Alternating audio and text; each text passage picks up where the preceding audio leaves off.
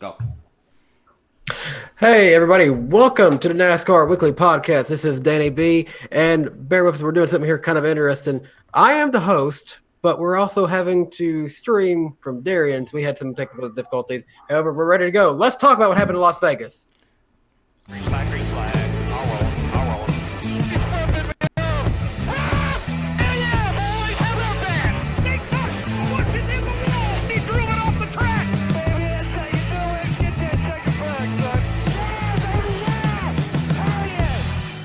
All right, go.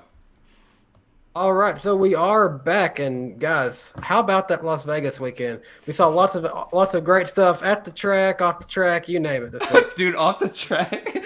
NASCAR Twitter's crazy. Everyone's just lost their minds, dude. Oh my gosh. I feel like that's like just as big a story as the actual race. But let's start off with the entire race weekend at first. So Kyle Busch wins the Truck Series race. Go figure. And my roommate still doesn't understand why a Cup driver is in the Truck Series, racing in the Truck Series. Bear with me. He is a new NASCAR fan, so he's just trying to get used to all that stuff. It is pretty obvious he's becoming a fan, though. You can tell. I had to explain to him. I remember last year when he first started watching the Truck Series with me, he's like, wait, is Kyle Busch is racing in this? And I'm like, yeah. Like, why? Well, because he owns a team. But he's in the Cup Series. I'm like, yeah, what's your point? He shouldn't be racing there. He's going to win all the time and all that stuff. So I had to explain that to him. So that happened.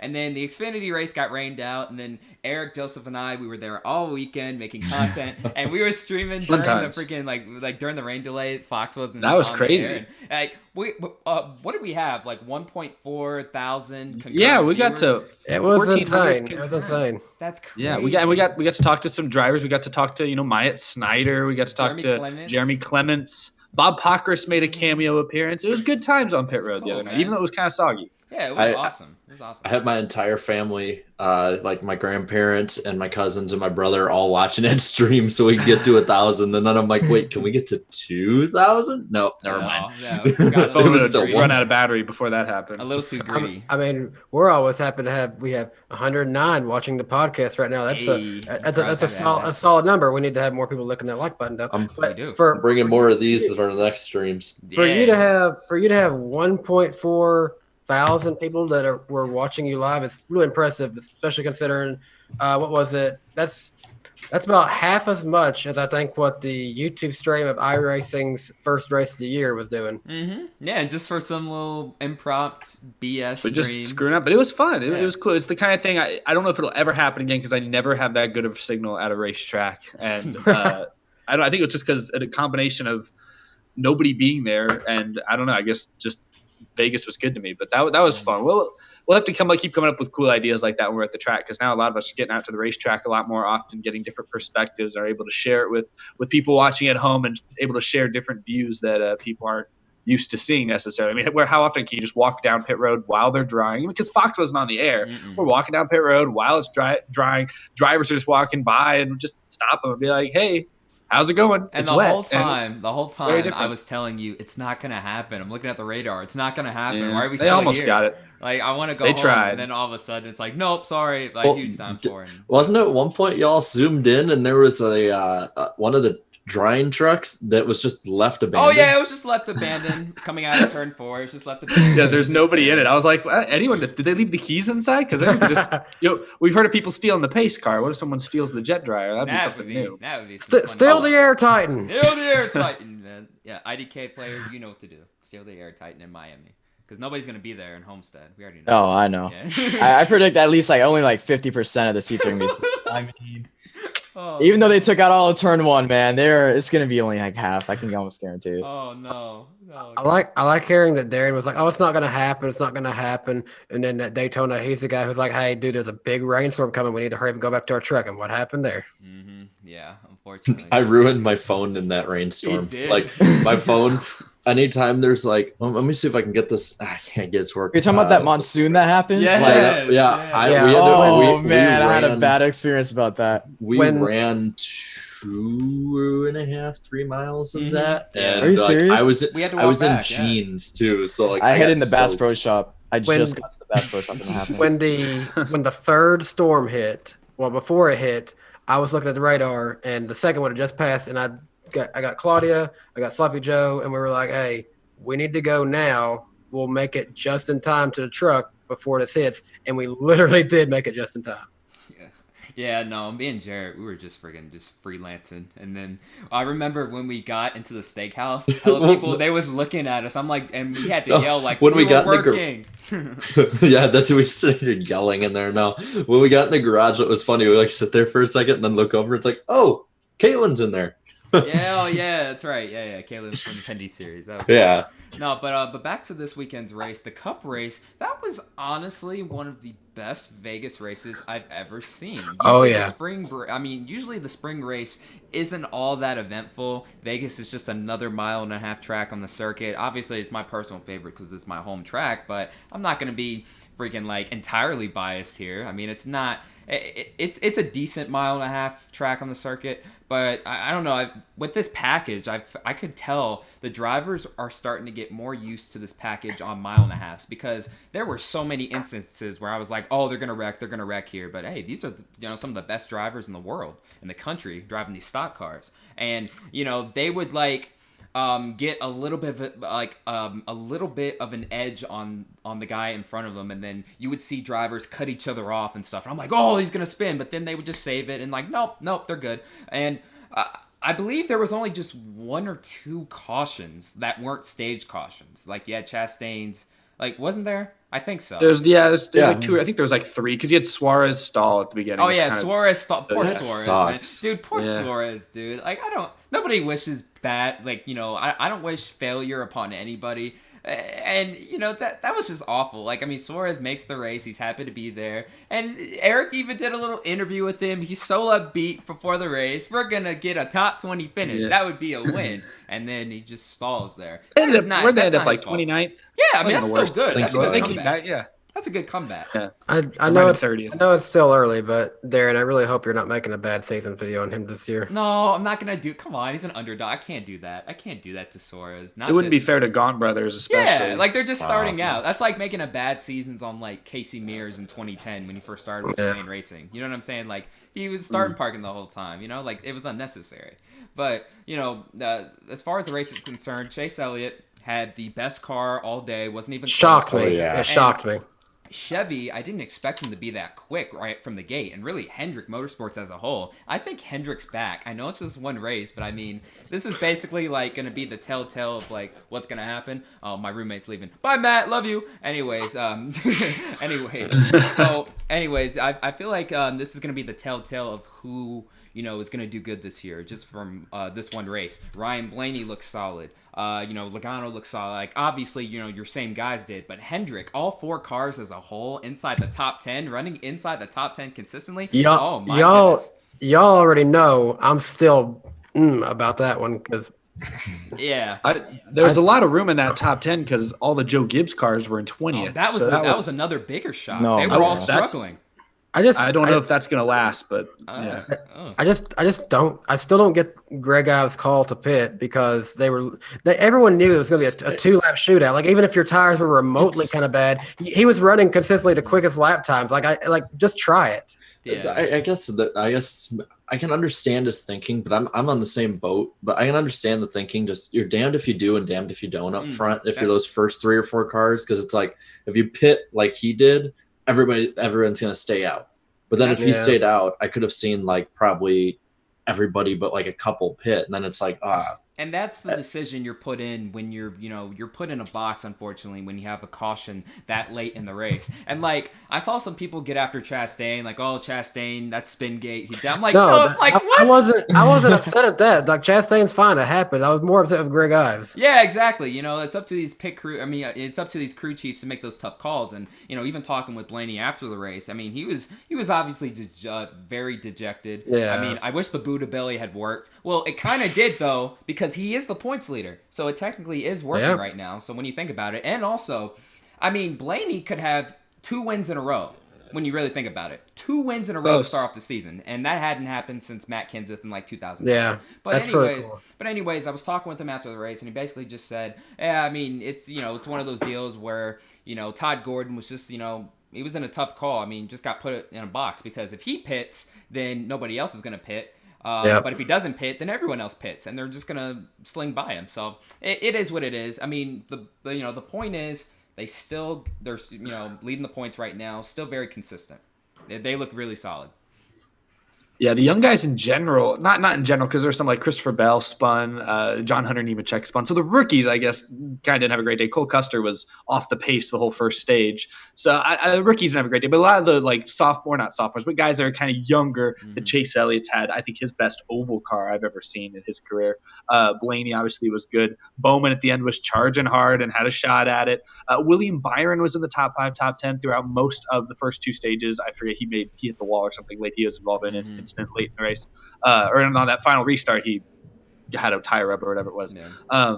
But he was fast as well. So I thought that was really encouraging that the Kyle Busch, Truex and Harvick were the only 2 veterans really up there. Logano, I guess if you count him, he was up there as well. But Kyle Busch's, the rest of Joe Gibbs Racing weren't up there. The rest of Stewart Haas Racing was nowhere to be found. Matt DiBenedetto, that was fun that he was up in the top 10 most of the day.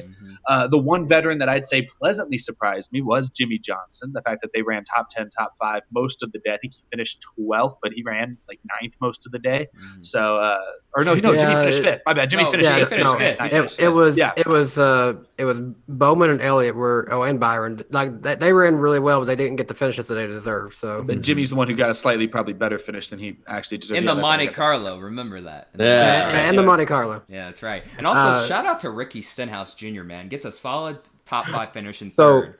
I said it during the race I said it on Twitter during the race. The move that Stenhouse's team did of having him stay out there for so long, and then they only took right side tires to keep him on the lead lap, and worked out just right to get him that great finish. It actually worked. That was the move of the race, in my opinion. I tweeted they've been playing position after that. He did, and that was the thing. That's why I tweeted at one point. I'm like, JTG out here playing 4D chess against everybody else, because like I thought they were screwed for the longest time, and then it worked out. It actually worked too. Like when that caution came out, I was sitting next to Eric, and I was dying laughing. Like I was like, "Holy cow, it actually worked!" Like no way.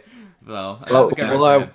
Well, I will say one thing is that definitely this year, it seems like the competition, like before it was like a huge gap. I remember in 2018, it was like you had your Elite 3, but now it's just like condensed now. I think that's what the package was kind of meant to do. Yeah. It's a lot of those like mid-tier teams like the Ganassis or Hendrick lately. It brings them up, I think, closer to the front of the pack. And now obviously Hendrick's trying to get back to being a dominant team again. So and I mean, I know it's only the second week, but still, even though he had to start from the back, I was really surprised that Kyle Busch wasn't really in the front. I thought it was going to be still. I wasn't just being. I mean, just watching that team in practice, they were just really struggling to find that winning car speed throughout the whole weekend. And to make matters worse, you had the whole penalty, pre-race, and the 18, the 11, and the 95 had to start to the back. So I really think that had something to do with the Toyota struggling this weekend.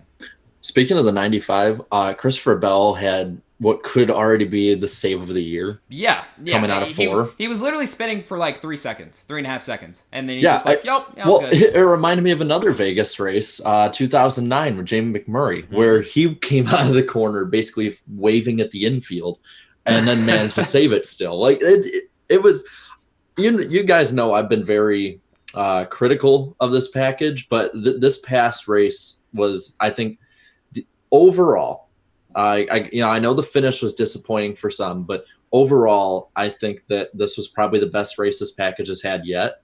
Just the way that there were so many more comers and goers throughout the race, you could tell there was a ton of tire fall off.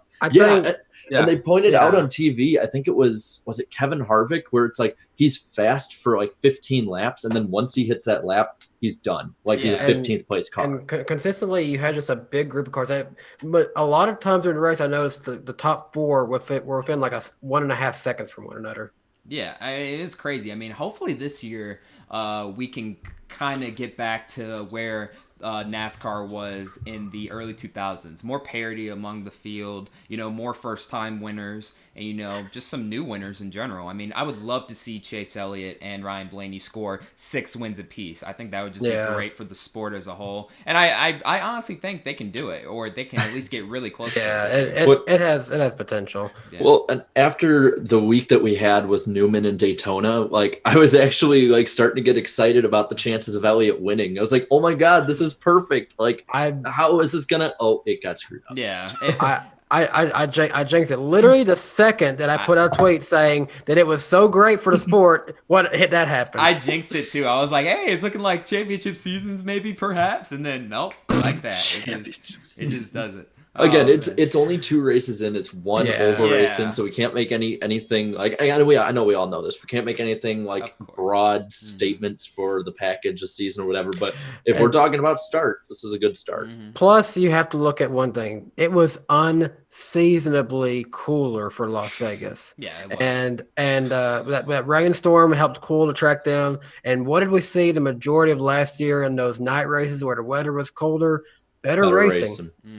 This package is like the opposite of all the higher horsepower packages, where it's like the more slick, hot track you get, the better the racing is. Whereas this one, it's like the cooler, more night races you get, maybe like a post rainstorm day or whatever races you get, green racetracks. It makes it a lot better. So I mean, I don't think we're gonna I don't think we're gonna see this all season. I think Chicagoland Chicagoland though at this point is like, it seems like no matter what the package is, there's a good race. Well, So it'll be that might interesting to see Chicagoland this year because obviously it got pushed into being a night race last year when Bowman won it.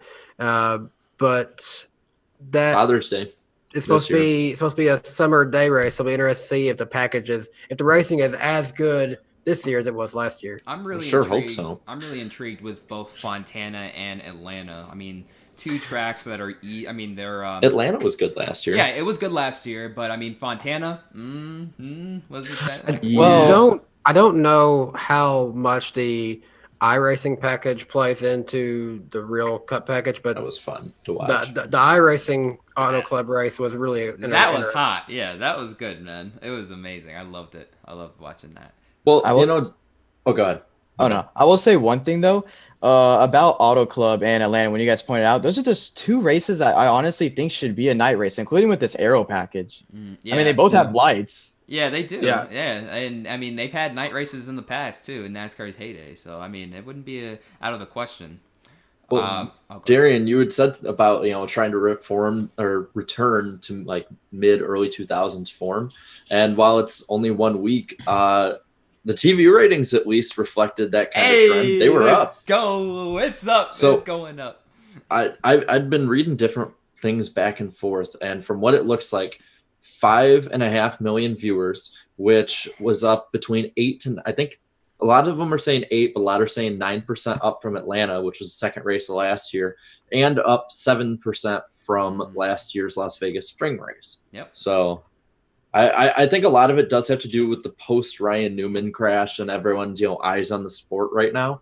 But at the same time, we saw before the race got rained out at Daytona, the ratings were trending way up. Granted that there were a lot of reasons for that too, but also the race that wasn't rained out in speed weeks or affected whatsoever by rain went up as well. So I guess, do you guys think that the TV ratings could go up and stay up this year compared to the way last year went, where it was up most of the year and then just nosedive? It's a possibility. I know we're going to be running into issues when we start to see some that go to Fox Sports 1, and a lot of these newer fans are probably like, oh, where's the race at? It was on Fox. But I know that as bad as it was, I expected it to see a rise because of the Newman thing, got a lot of fresh eyes on the sport, and you wanted to see what was going on. But now I'm just going to say this for next week's race. I see more eyes coming onto it that watched it this week because, one, you had great racing at Las Vegas. It'll keep people entertained.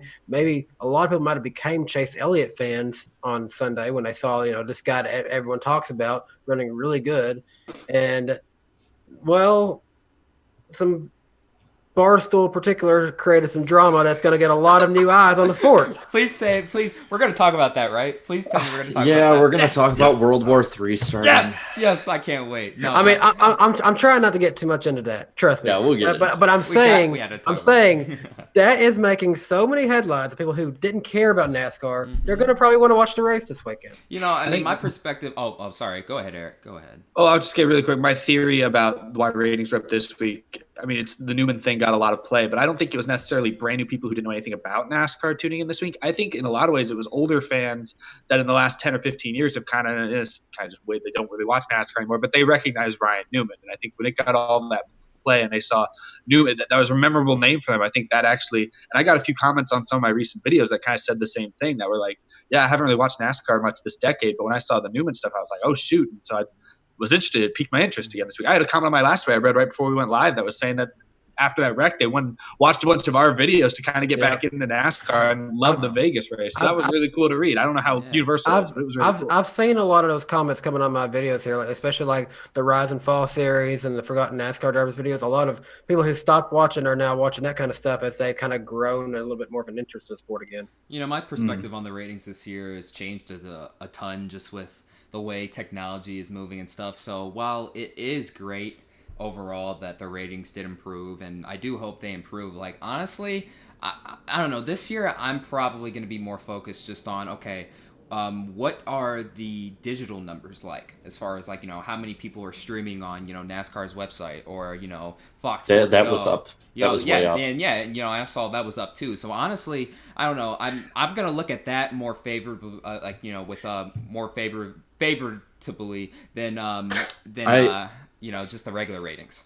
I forgot what service it was on, and like, but it was like it was two different streams, one of like the race and one of some basketball game. I don't know what teams were playing, but apparently from what they again, it was Twitter, so don't take it faithfully, but from what they were saying based on the different numbers, it looked like that NASCAR had actually beat out the NBA streaming wise during that time frame. I mean, that's not a surprise to me. I mean, I don't know, like, at this time of year, like the All-Star weekend, you know, just wrapped up. NBA, in the NBA, like, you only ever have two cities playing each other. It's not never like NASCAR's a national thing. Yeah, I mean, yeah, only that two is still cities good. playing, and then like the playoffs are pretty much set at this point, so nobody's really going to be that interested until the NBA playoffs start. So I'm not surprised. NASCAR season just starting out, and the whole Newman thing probably sparked some new interest from some other fans.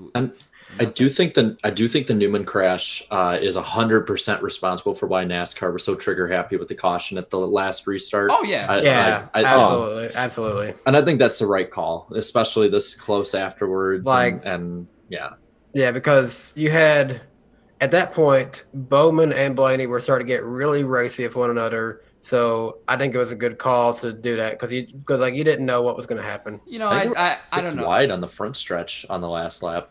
I mean, the whole race. Yeah. I mean, the whole race as a whole. I mean, yeah, there were some aggressive moves, but everybody was taking care of each other. So I gotta disagree there. Like, I mean, he was way on the apron. He was way down on the apron. He got the car going soon after. I mean, it's not like Chastain was just gonna somehow LePage the field. So I don't know. Looking back, I think they should have stayed green, but hey, not this soon after the Newman deal. No, not this soon. And especially considering it was literally his car. So yeah, good point. But yeah, I mean. Yeah, it's one of those deals, like, in my opinion, where it's like, in other instances, and I think they're going to be like this for the rest of the year. To be completely honest with you, I think that scared the living crap out of me. When we go to Talladega, if someone so much as pops a tire, it's caution. If someone sneezes, they're gonna throw the caution at Talladega. I can understand getting trigger happy at these super speedways the rest of the year. I get that, but I mean, the whole season as a whole, though, like, come on, like, you gotta let them race back. Gotta let him race. I would agree with you normally, but I think I think that's how it should be. But NASCAR has just went through what was almost the biggest PR nightmare they could have possibly had. There's no way in hell I think they're going to try and risk it, especially the faster and bigger tracks. I mean, the faster and bigger tracks, but I mean, come on, don't ruin the Auto product Club, just off of Michigan. one thing. Yeah, I mean, I can understand if it's like a 3-car wreck, but if a guy is just spinning and he's on the apron and he gets the car going back, I don't know. But then NASCAR could also be like, what if he goes up the track and stalls? That's the thing that they're going to have playing in their mind here. Yeah. You know? Wait, I have a question. So many factors. Go ahead. Do you think they'll change the aero package for Talladega? Honestly, I hope not. I hope because they I don't. love this aero package. I don't think they're going to. I think they'll have. If they do, it's minimal. I think maybe just again. a few things I don't think NASCAR has any problem with the racing. The closing rate on the cars there was really good actually, and really, I still say just the thing that happened to Newman. You know, it's horrible, but it was one of those things as a freak thing. The flip, probably no big deal even, but just the right timing of him taking a car right where it hit at that speed. That's such how many times are we gonna? That goes back to the argument. How many times are we gonna try and take that chance? Because the last 3 was it the last three of the last four Three of the last races four, with yeah. this have had flips, and Yeah. there's only so many times a car can fly before it goes into the stands. And there was, it's funny, we had this issue coming up from like 08 to 2010, and then about 11 to about 14 we stopped seeing it. I think if they're sounded going to like- do, oh god, Oh, I was just saying, it sounded like from what O'Donnell said this weekend is they are looking at the package, but he also kind of put an emphasis on the drivers. He almost like I don't expect a rule change where they're going to start like penalizing people for blocking or for certain things. I don't expect that, but I do think they're going to make a point of emphasis. I mean, we saw Keselowski get mad at Logano after what he did in the Clash. I think they're going to make it a point of emphasis. Hey, I think drivers are going to start to hold each other accountable, and I think that is. I don't know how well that's really going to work because when it all is said and done, you're going for. I mean, everyone just saw Ryan Newman walk away from that crash. People are Ross Chastain's still going to wedge it in 4 wide on the last lap, maybe even on the first lap. That's Ross Chastain. So I don't know that the drivers are really going to change their driving style, but that sounded like that's what O'Donnell was really going to try to emphasize. Did you mean like boys have at it? Like, is that what you meant? I think they want more like they just want the drivers to race each other more conservatively. I mean, they don't want to see like. Well, I mean, they need to hold each other accountable, especially on these on these super speedway tracks, man. I mean, the boys have bad to the extent it's like off the track. I think they want boys have bad. It's like if someone wrecks the field, they want fights. I think at that point it's like, hey, beat that guy up. He wrecked the field. I mean, I am all for aggressive racing. I love it, but I mean, you have to hold each other accountable and not make these dumb blocks and these dumb moves at these super speedways. I mean, that's why Keselowski has been frustrated for really the past 2 years with guys like Stenhouse, Byron, making these crazy blocks in the middle of stage 1. Like, hey, we still have a long way to go here. So I do expect, when we go back to tracks such as Daytona and Talladega, especially, in the middle of these stages, you will start to see drivers be held more accountable and more conservative. Now, when it comes to stage 3, don't be surprised if there's a train. Yeah. Don't be surprised if there's a train. If they go train it up like 2013 Daytona 500, I don't want anyone being like, "Hey, why aren't they being more aggressive?" When everyone has been saying it's gonna happen. We're gonna see. I think it's about 180 laps they run Talladega. 188. Yes, it's a little bit longer than Daytona, so we're gonna see 180 train laps and then 8 laps of racing. But once stage 3 hits, go ape shit. Do what you want, and then we'll see what happens. Oh man. Wow, it's amazing that we're half an hour in and we're still talking about last week. Oh, really quick. 222 people watching, and let me refresh it. Whoa, really? And let's see, 87 likes. Let's get to 100. Lick that like button, baby. Oh, and while I'm thinking about it, if a lot of you have been paying attention on Twitter and on YouTube a little bit, you guys would know that we're pretty good friends with Ryan Vargas. Hey. His channel right now, last time I checked, it was at 983. It's still at 983 subscribers. So let's get Ryan over 1,000. Hey, y'all go subscribe to Ryan Vargas. I mean, we got more nugget reviews on the way.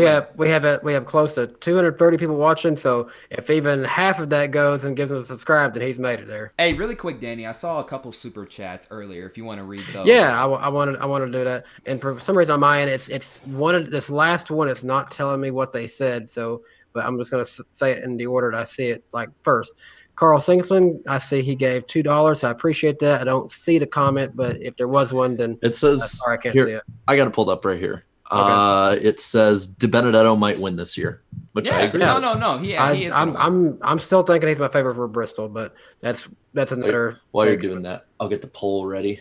Oh yeah, all right. That's right. The good old. And the other White Castle, nice to see you around. $1.99, good race, but the end was ruined by the caution. Yeah.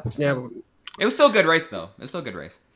Enfield Ike, always good to see him. $1.99 at Black Flags Matter. I got my voice back. Had fun with Jagger. Yeah. I met you there. I knew who you were. What's up? It's good seeing you. He was in Daytona. I don't think I got a chance to meet him, though. He's from Daytona, I believe. He's from Florida. So it was cool seeing you there. Appreciate it. Wayne Montgomery gave $3.99. Appreciate that. Remember Darian was on the Fox broadcast Sunday. So I didn't get a chance to see that. Tell me about that. No, Darian. it was funny. So I had like about 4 or 5 mic flacks in my hand because I had to handle the pre-race stuff and I had to put basically the mic flack with the race logo on it on the mics. for the command. So I'm just sitting there, and then I'm like, oh, there's Adam Alexander, Gordon, and Clint Boyer, and I was like, oh, they're doing one of those little pre-race things. I'm gonna go walk over and just stand in the back and see if anybody sees me. So like they have the little monitor there, so they can see themselves what they look like. So I'm kind of glancing at that while they're doing their thing, and I can see myself. I'm like, okay, I'm in the shot. So I basically just start jumping around a little bit, kind of doing this, and then with my glasses, kind of take them on and off type deal. Unprofessional. And apparently, just off of that alone, I think it triggered some people. Some people got mad. They're like, YouTube is unprofessional. How dare you have fun? How dare you have fun? How dare you? How dare you guys have fun? But yeah, that was it. So you also work for a speedway too, so yeah. I mean, and honestly, the speedway, my bosses were like, "Oh, dude, we saw you on TV. That's funny. I love it. I love this job, dude. I love those guys, man. LVMS, dude, best speedway to work at all time. Dude. You're lucky on that. I really want to do something like that. Never could find that opportunity. It was cool, man. Anyways, got one last one here. Levi Shones, Dalton on SB Raceway this Friday. It's going down. I'm not sure where SB Raceway is, but I hope you have fun. Oh, wait, SP Raceway? 997. SB as in Sam Bradshaw. Oh, okay. Wait, huh? How many? Did you 997 for Yo, Ryan. 3 more! We got 3 more! Three! Come on, we need 3 more. We just need 3. This channel has almost 10,000 subscribers. Surely 3 of them can go over there. 230 people watching, bro. Let's do it. Y'all can do it. But anyway, let's move on. Let me refresh really quick. Did you see the last? We got one other super chat, Danny. Last super chat. Yeah. While you're reading, Rusty is great 5 sent $2. Said which rookie will win first? This year. Well, I don't think anybody. I don't know if anybody's gonna. Hey, I just want to throw this out. I want to throw this out there because my wife Claudia told me to bring this up. The person who's leading the Rookie of the Year standings right now is John Hunter Nemechek. That's right. I love it, dude. He's underrated. No He's so way. underrated. He is leading it, man. I want to DM Ryan really quick. He's at 1K. Hey, congratulations, Nice. Ryan. Good job. But There no, we go. the rookie class is so packed with the top dogs, and then you have the underfunded teams. It's the best of both worlds, and I love it. But I don't know, man. Like I was just a tad bit disappointed with some of the performances. Again, they're still trying to get accumulated to these cup cars, so you have to give them some time. But honestly, I did expect Cole Custer not to set the world on fire this weekend, but those Storthaus racing cars had speed, and he was running behind, Corey LaJoie. And, no disrespect to Corey, of course, he's a tremendous driver, but the equipment suggests that Cole Custer should be miles ahead of that car right now, despite the whole alliance. So maybe give him some time. And then Christopher Bell had 2 awesome saves during the weekend. Give him some time. And shout out to Tyler Reddick, dude. Like, he got a top 10.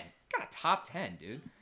I mean, towards the final laps there, man. Like, and plus that Tame the Beast card, dude. I love it. I love that paint scheme. Oh, yeah. Death. It is amazing. Tame the Beast. I'm glad that one made it to the Cup Series. Yes. I don't know how long we'll see it, but I'm glad it's there. If it's there for 5 races, I'll take it. Please be there for the Bristol Night race, though. That'd be perfect. Oh yeah. Speaking of paint schemes, I don't know when we want to bring this up, but I'm looking forward to talking about a few there this weekend.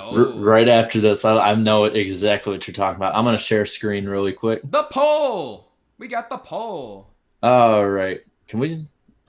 Hold up. Can they see? Oh, I just want to make sure. Can they see it? Hold on. Yeah. Hold on really quick. Yep, they can see it. Go ahead. All right. Okay, yeah. So we got 4,000 votes this week, which more than the Daytona 500. So that's pretty cool. Nice. Wow. Net negative 6%. Net positive, I would say that's what 81%. Yeah. So pretty good. I promise you, a sad Bowman fan was not one of those who said bad. I promise that. The bitter ones. A little bit of comments here, see what everyone said. Carnation said, great race, buzzkill finish, which I agree. Ultimate 23 Dragon, leaving the recipe for chicken noodle soup. I love it. Oh, she is really catching on. I'm proud. You love it. Yes, I love it, dude. We love you, man. If we get to see, I saw this immediately, read all the way through and said, if this gets noticed, I'll laugh. But in actuality, I posted this just in case for Vince Welch gets sick and suffers from a cold and sore throat. Oh my god! Comment of the night right there. I saw that immediately. I'm like, hey, the next comment's funny though. Read that one. The next Ross one. Chastain got a real life NASCAR heat or hot seat and didn't get the. He didn't get the goal of a top 25, so he's fired. That's very funny. That's 2 hot seats in a row, Ross. That is too. You've blown it. Oh my god. Let's see. I want to see. Let's see. Get some people we don't usually. Fish Productions. Just scroll up a little bit. Fish Productions. He said Those restarts. restarts. Yeah, were amazing. Yeah, they were. They were. Let's see. I heard this one. Travis Johnson, best Vegas race in a while. Hated the ending under caution. IDK. I'm sorry. I saw this. Oh my Dude, gosh. he looked like a long did. banana. He did. I'll be real. He did. Man, you guys got some good ones. I love this pose, dude. Oh, we got the There's some lyrics to Free Bird. Oh no. If I leave here tomorrow. Oh, thanks. Let's see. Blaney versus Bowman would have been an awesome finish. It but would've. we Yes, can't it would have. It would have been one of those coming into the new era of NASCAR moments. Yeah. It really would have. I hope that we get another chance this year. I mean, I think there'll be another chance. Like I'm really, maybe it's just because of the way last year was. I'm looking forward to Kansas because I think it'll be a very similar, a very similar race. Yeah, for sure. I'm going. I am too. Hey, that's good. The 13th Amendment. I'm glad we have so many viewers that have an appreciation for the Constitution. I love it. in our Patriotic. chat. I love it. Well, it's a NASCAR weekly podcast. You have to be patriotic. So. Let's see. Well, the lyrics to wait. Paint It Black. Huh? Go up. What was it? What was that? What was Are that? any of these about the race? Oh, that's What is Russian. that? That's Russian. I don't know what that. Oh my gosh! What is It's the Russian national anthem. Oh, I love it. Oh, dude, that's my all-time favorite comment of all time. I love it. Oh my Very gosh. good. Oh my god. Oh, here's one that's actually about the race. Oh. He says Oh, there five you go. reasons, Get it five outta here. reasons why it's I'll Yeah, report it. delete. No, 5 reasons why it was average: the finish, strategy, and gambling.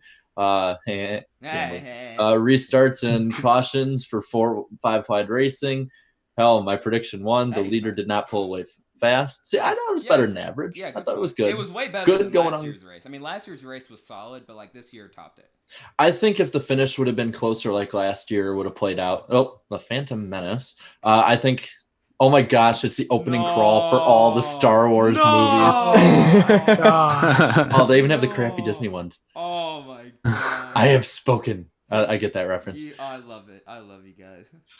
Stream. Call me Quinn off because my name got to the bottom of the screen. All right, let's see what the last comment is. It's probably Very someone good. saying No, last. it's gonna be what's his name? It's gonna be what's his name? I forget. Patriotic Pioneer. It's probably gonna be him. He's always Probably the last will. one. Well, I saw something about John Derry up there. What? Oh, Of jeez. course. Of course. All right, then we got to find John D. What? Huh? What is that? Whoa. That's some spam stuff right there. Hold on, read more. Google. I feel like I think I just got a virus. What? It's edited. Does that say Aerosmith? Guns N' Yeah. Roses, Nickelback, Nickelback. the number 4 right there. Wait, The word looking. what? What is this? What is Someone's this? hacking the stream. I love this poll. Our fans, man, our fans. Bro, what was that? I'm not This- reading all that. A lot of them look about the same. Good race overall, bad finish, or Byron got screwed. Yeah. Blaney shouldn't have pitted. Of course, Logano won. Let's see. The last one here. Jacobs. Oh, Jacobs. Hey! Last one. Nice. Good job. Oh, done, Carnation Jacobs. Clip it, trolling everybody. Oh, boo. That was funny. But huh? Wait, Huh? wait. Penske. Wait, Blaney will lose his. Whoa. What? That's some conspiracy theory shit right there. He's losing his ride because of this race. Of course, yeah. He's losing it because of the Buddha belly. I'm sorry, Blaney. I didn't mean to do that to him. But that was the poll. Thank you so much. And to the 240 watching now, lick the like button. Click the Come like on. button. What are we at? Like 100? Two. Yeah, let me see. What Well, mine says 114, but mine's on my phone. And Let's you just go. got a super chat really quick before we move Super on, Danny. chat. Oh, Super let's chat. see what it was. We got the super chat going. NRF 2005. It's giving me that weird glitch where I see the $2, but I don't He's see got the you, he's got comment. you. I gotcha. The Gibbs cars received a brutal shocks of reality. Yep, you're damn right Yep. they did, and you love to see it. And they're going to come back this week and finish 1, 2, 3, 4 with their affiliate. Probably, in yeah. fact. I mean, I was telling people at the track and also on Twitter, get used to, have fun with it now because it is not going to last very long. I don't think so. Have fun with it now. So, So, Danny, you were talking about paint schemes. if it's fair, I'd like to lead in this one with something. And granted, I'm probably not the only person who had this idea, but I did have a very viral tweet go out over the off season, and for it, in my opinion, I thought that would just be one of the best ways for two sports to come together. On January 26, 2020, shortly after the tragic passing of Kobe Bryant, I put out a tweet and I said, I'm just throwing this out there. I believe it'd be the ultimate coming together for sports for NASCAR and NBA if Team Hendrick, William Byron, Exalted Racing, and Liberty University to run Lakers 24 font at this year's Daytona 500 and Speedweeks. Anyone else in favor of this? Hashtag RIP Kobe. Well, a lot of people in the comments started saying, hey, this is really good, but I feel like it's probably too close to time. But how about Auto Club? It's coming up here soon. It's right there in Los Angeles. And so I started thinking, I was like, yeah, that's actually a great idea. Mm-hmm. And, well, they're not using the font because of legal reasons, but they are running Lakers purple and gold car, yes, as well as Ryan Blaney. And we have a tribute from Daniel Hemrick. He's got the 8 decal on the car. And Reddick. And Daniel Suarez as well is running. Yeah, Reddick. Yeah. Reddick. Who did I say? You say it's okay. It's the start of the season. I'm stuck in 19. Yeah, it's all good. The Benedetto's going to get that win in 95 this year. I know it's coming. I just want to speak on this really quick on two things related to this. Kobe, Kobe is just like one of those athletes that just transcended any sort of sport. It didn't matter if you were a major NASCAR fan, football fan, hockey fan, and basketball fan also. Everyone knew who Kobe Bryant was, man. Just like, the signature Kobe every time you shoot that's a legacy. That's a legacy thing right there, man. Yeah. That's how big he was, dude. Put his heart and soul into the game for 20 seasons with the Lakers, winning 5 championships. I am glad, and, props to NASCAR in this. I'm glad that they are, recognizing him, because let's be honest here, NASCAR, they don't have to do this. The teams don't have to do this, but they realize how big Kobe was. He means a lot to sports, and yeah, it's as much as even people who aren't race fans. I've still heard them say, "Dale, yeah, 3 for Dale." They know, they respect who Dale Earnhardt was, and the comment that I have hated reading the most this week was people saying, "Oh, well, I bet people wouldn't honor Dale Earnhardt," and I'm like, guys, we have. And I want to speak on that as well. I just want to speak on that really quick. I'm not sure what the deal is. It seems to me a ton of angry boomers have been saying that on Twitter. They've been echoing those sentiments. Ever since these have been announced, they've been just talking about, why are we still talking about Kobe here? He was just a basketball player, yada, yada, yada, and all that. And there's a scheme right here. Here's the scheme. Yep. Here's Byron's scheme right there. And the reason, and I didn't even think about this, and props to Motorsports, they will not be running the Flames out of respect because of the incident being a helicopter accident. So I didn't even think about that, and really, I didn't either, but I'm glad they did it. This is my favorite though. This is my favorite. Is awesome. This is my most favorite though. And to give context, Body Armor was Kobe Bryant's companies, or at least one of them that he was invested. He was a partner in that. Yeah, he was a partner, and Brian Blaney even gave him a suit, and even in Blaney's interview after his passing, he had talked about how Kobe, he was basically explaining how the sport worked, how the sport of NASCAR worked to Kobe, and Kobe, he seemed pretty interested in that. As in everything he does, I guess. This particular decal right here took me a while to get, but then I started getting about it. They called him Black Mamba. Those are Mamba snakes. But I saw the 24. I was like, okay, that's Kobe. What's the 2? And I realized, yeah. That, and then 2/24 was the day that they had the tribute memorial to him. Yeah, and it's all around a great tribute. And I'm only gonna say this once. I don't know. I just want to ask some people who are against it. Why are you against this? What is the reasoning behind it? I think it's as touching for, we saw Dale Earnhardt Jr. run a number 3 tribute almost 10 years after the passing of Dale Earnhardt. For this to happen, it's only been a month. This is fine. Let it happen. Yeah, I can't. It doesn't come up, but I know there was the Tyler Reddick stuff and the decals. And here's a shot of a rendering of top and side of the car too. Yeah, but I'm looking forward to it. Seeing it. I love it. It's like tributes like this make me proud to be a NASCAR fan, because I know that my friends who were just diehard Kobe fans, they're gonna see paint schemes like this show up because they follow me on my timeline, and they're gonna be like, yo, they're really running the tribute schemes. I've had a few people ask me yo, are they really doing that? I'm like, yeah, dude. And at first they're confused because they're like, well, Kobe had nothing to do with NASCAR. And I'm like, exactly. I mean, it doesn't matter. Like Kobe Bryant was. He had everything to do with sports. Yeah, he had so. everything to do with sports, and NASCAR being, Yeah. a major sport in America, they want to pay tribute, especially in California. It's fitting. I've pre-ordered a 164 diecast of this.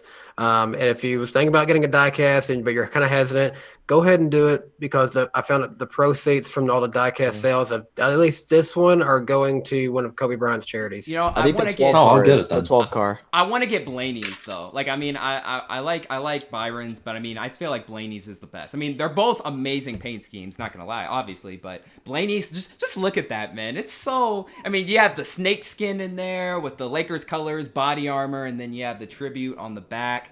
It's perfect. It's the perfect scheme to me, and I hope he wins in it too. That'd be fitting to get his first win in the season. Hope either of them get it. Yeah, but 1-2. Yeah. How about that? 1-2. There you go. And then Reddick, not Hemrick, Reddick and right behind. Is Reddick even, or no, is Hemrick even racing this weekend? No, right? He's on a part-time schedule, so he's not even racing. It's this part-time. weekend. Yeah, I felt bad for him at Vegas too. Not gonna lie, I mean, he was running top 5, and then he got loose. But hey, he'll come back. But anyways, great tributes all around, and I can't wait to see him in person. It's gonna be a blast. So something else that came up this weekend was a bit of good news for a lot of old school fans about North Wilkesboro.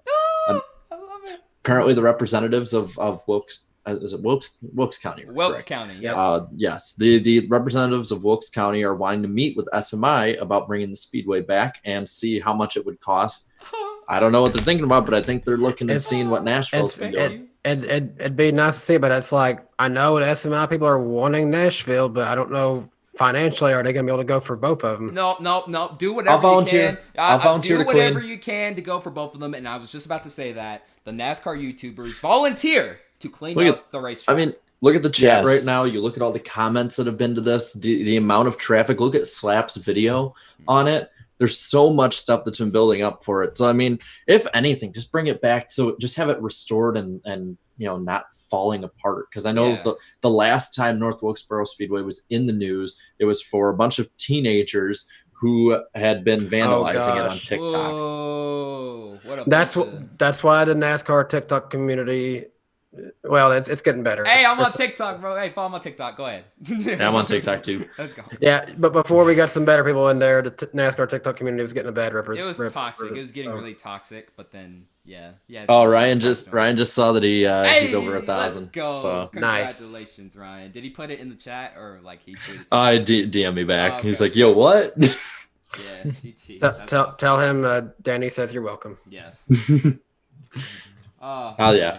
But I mean, I back to North Wilkesboro, dude. Like, just them even considering this idea is a step in the right direction. Because how many times for years have we just seen North Wilkesboro? It gets talked about. There's never any serious traction. The last time there was any sort of serious traction was around 2010, 2011. The Speedway was opened up for a brief couple of months. They had the pro, I think it was at the time called the Hooters Pro Cup Series late models racing there for 2 straight seasons. Chase Elliott won one of the first races back. I mean, that's awesome looking back at it now, 10 years ago. But then I want to say a couple months after their last race in 2011, it just stopped. It just closed again, and nobody Slap. really knew The why. power of Nuggies compels you. Yes, the power of Nuggies compels you, man. Shout out to Vargas, bro. But dude, just the fact that this is even being discussed and some higher ups are even considering it, I love it. And like Jarrett said earlier, like we're all in to try and help clean up the track in any sort of way. We will book our tickets whenever. We will fly out there. We've been going to races. I will go to some abandoned track that just means the world to everybody. Like I'll help out any way I can, dude. That'd be awesome. Yeah, no, I'm just saying. I've been saying this for a long time.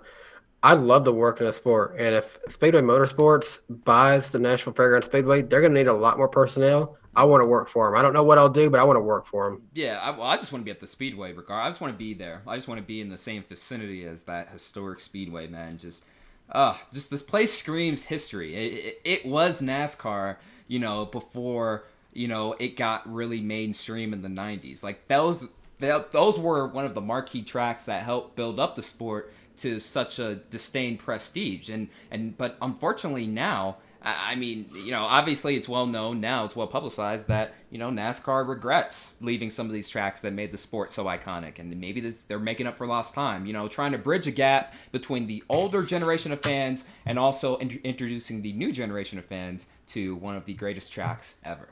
Now I got a question though. Mm-hmm. Do you think NASCAR will go back to North Wilkesboro in the future, like all 3 series? It's too much up in the air right now to tell. I think if everything went completely perfectly, yes, but there's so much politics that have to be played with all of this stuff. I mean, you look at like what's going on with Nashville, but I would hope so. But I'm not going to hold my breath right now. I don't think it would happen this decade even. I think dependent on the right investors going in there. Podcast over. See you guys next week. It's been fun. That was wow. Sorry, guys. Dale call went off. Oh, man. No one even near the mic either. What was that? God damn, that was loud. Anyways, that Sorry, usually guys. the show's over. It's not over. It's not over. Rogue Dale call. Oh no! But yeah, My bad. but yeah. And obviously in a very perfect world, yes, NASCAR, the Cup Series would race there this week in a perfect world, but we don't live in a perfect world, unfortunately. So I think a great start is restructure the track, restore it, maybe get ARCA on there first, maybe, in a couple of years, and maybe a truck race the year after, and then gradually build up to Xfinity and Cup. Because ARCA can run there without safer barriers. I don't think the trucks can. But yeah. No, ARCA, they run in at places like Toledo Speedway that don't even have safer barriers. Fairground Speedway, they've ran there, they don't have it. Yeah. Now I don't remember when they reopened Rockingham, it had safer barriers, didn't it? Yes, Only in the corners. Yes, Only in the corners. Only Okay. in the corners, of course, yes. I mean, there's a lot of potential here. We need to get a hold of it. We need to grab it, dude. Like, I mean, you need a billionaire to come in and just slap some money on top of it. That's what you really need. You know what's funny? I walked past Marcus Smith all weekend at the Speedway. He was there just chilling. That'll do it. And I even went up to him. I was like, hey, I like your kicks there because I'm a sneakerhead, so I respect it. I don't even know what Marcus Smith looks like. He's this young, buff dude. He was like wearing a suit with these like Nikes on. I'm like, oh, okay, I like the Nikes. So I said, what's very Elon Musk. Like, we need to let's get him on the podcast so we all know what he looks like. Yeah, I should have pressed There him you go. though about the North Wilkesboro Speedway. Should have been like, go back to it though. But no, I was worried. Never mind. I don't want to get fired. Imagine if like Elon Musk just randomly came in NASCAR and he was like, I'm gonna buy a Speedway. Don't like Brings Tesla to the track. The Tesla Truck Series. Let's make it happen, bro. Tesla Truck Series, dog. I swear. If Jesse Awuji wants it on his Instagram, please bring it back. Because he's always for that. But yeah, some billionaire or even a zillionaire, if that even exists, come back and bring the Speedway back. You would be the most loved person in NASCAR history. What if be fun? The Rock buys Rockingham, so it's the Rock Speedway. See, you got all this silly now. Yeah, it's just getting silly. Yeah, see, that'd be funny. Good marketing tool, I guess. But I'm hoping it works out though, because I'm a big fan of North Wilkesboro. I went back and watched some of those older races on YouTube. The last one is actually a really, really good race. I watched most from lap 40 on for a video. I don't know why I picked lap 40, but funny? It was a really good race. You know what I've realized though is that with North Wilkesboro getting all of this publicity, it's really split the fan base. And what I mean by that is you have one side saying, oh, they're all for it, and the other side basically saying like, look, you guys are beating a dead horse. It's over. It's never coming back. I don't know. What it's do you guys never think about over. That? Yeah, that's what I'm saying. It's never over though. That's what I'm saying. And this just proves that this week. So stay positive. I just wonder, my biggest question is with its location. It's right there in the center. I mean, it's an hour from Charlotte. That's the thing is, if you have Charlotte Motor Speedway there, and you have Martinsville a couple hours away, you have Bristol a few hours away. I mean, is there still a big enough? I know North Wilkesboro. I mean, if they renovate, it'll probably seat maybe 40,000 people at best. So I'll bet they can fill 40,000. But I just wonder. I think that's the thing. That's why I think it's tough to get an investor involved, is because people were so quick to build Texases and Chicagolands and Kansas because they fit 100,000 plus people there, and that's a lot of tickets you could sell. Nowadays, you can fill. I'll bet you can fill 40,000 people for one race a year at North Wilkesboro, even though it's right next to Charlotte, and people are already going to Charlotte, and people are already going to Bristol and Martinsville, and Darlington's, a few hours away as well. You got a lot of tracks in that area, so it is a little bit of an oversaturation. Is the reason I'd be afraid it wouldn't work. I can say that it's only 40,000 tickets. Like you look at, they renovated Phoenix. It seats 40,000 people, and 2 years into the deal, ISN's out. They're like, oh, this wasn't worth it.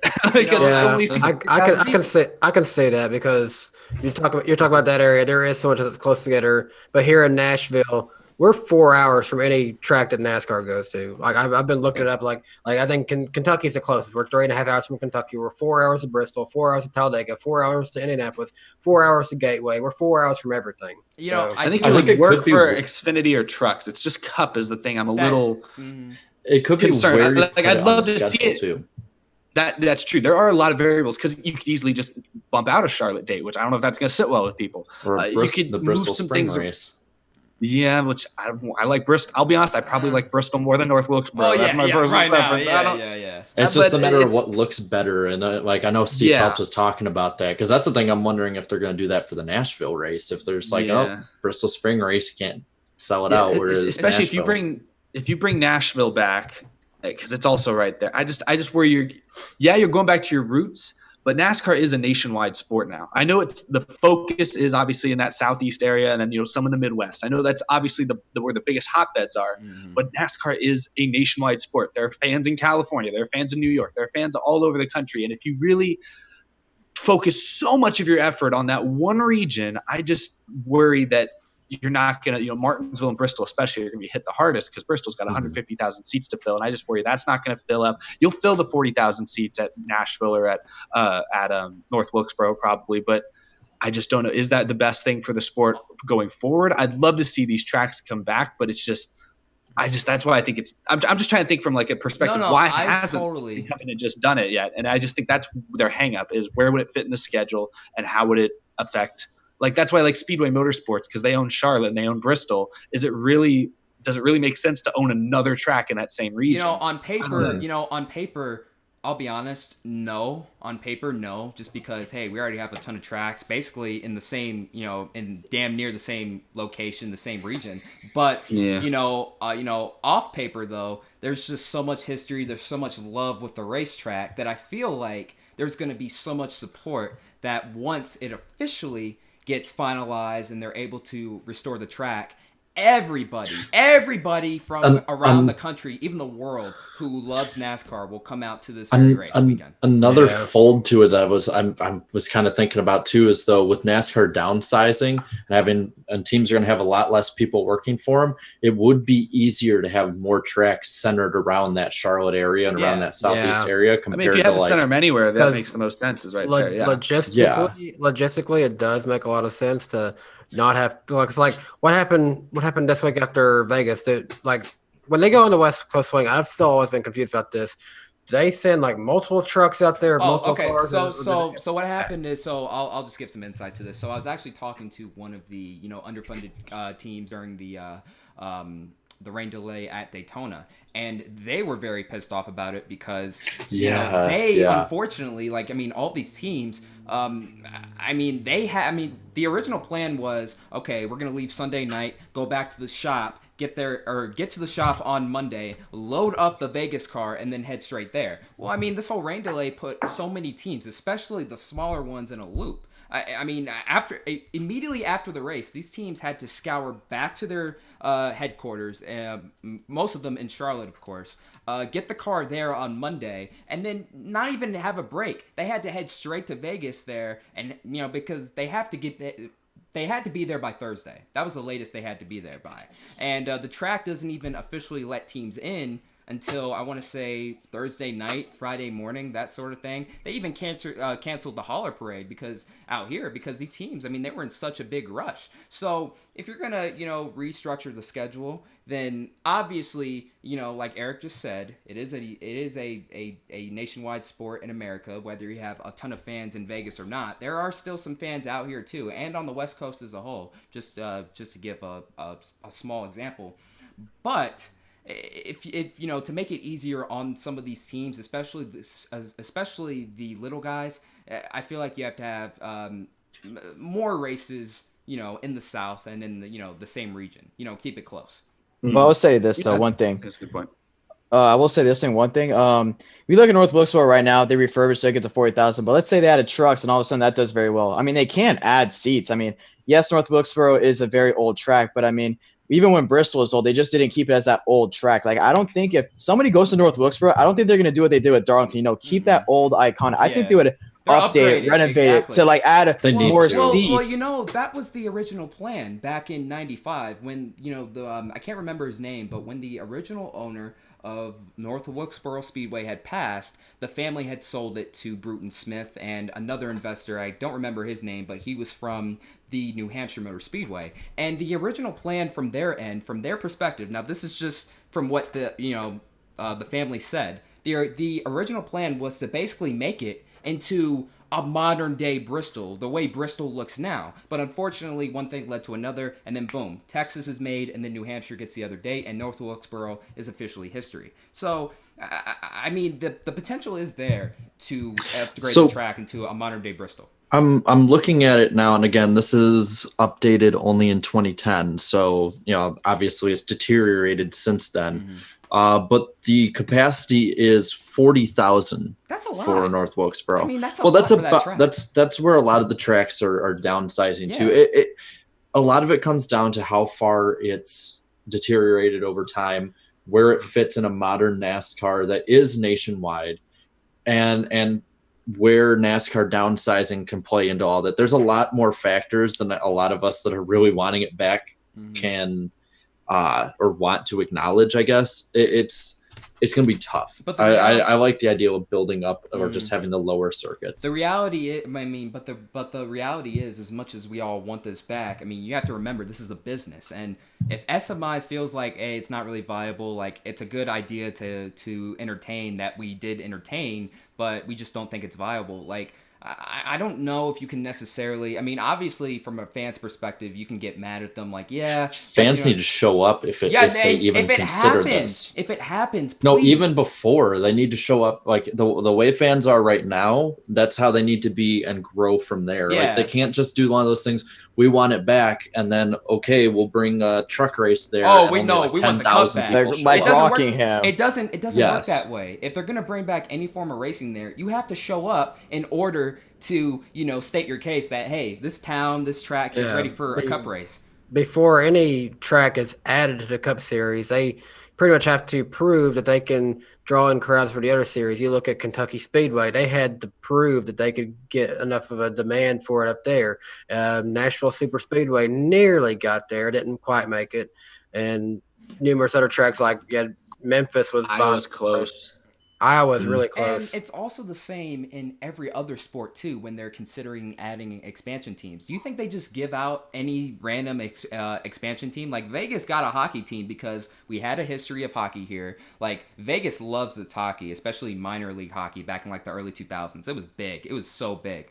And, the NHL saw that, and they're like, hey, let's put a team here. And it's worked out ever since, man. Like, the games are almost every game is near capacity, that sort of thing. And I feel like if you guys want this to be a real thing, if you want this to be realistic, you guys need to show up, whether it's just for some sort of volunteer cleanup, whether it's to, hold up a picket sign or something like that saying, hey, we want the track back. Hey, if you're from Wilkes County, show up to the government's office or or wherever. Call your congressman. Yeah, call your congressman. Like, please put some money into the track. The city needs it. The county needs it. That's my take. Yeah.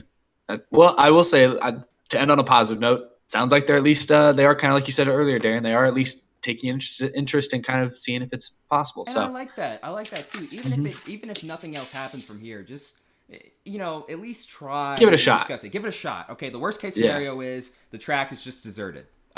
It's already deserted as is. So why not just try something? Can't make them lose. Yeah. Real quick, we're at the top of the hour. Eric, are you having to leave soon?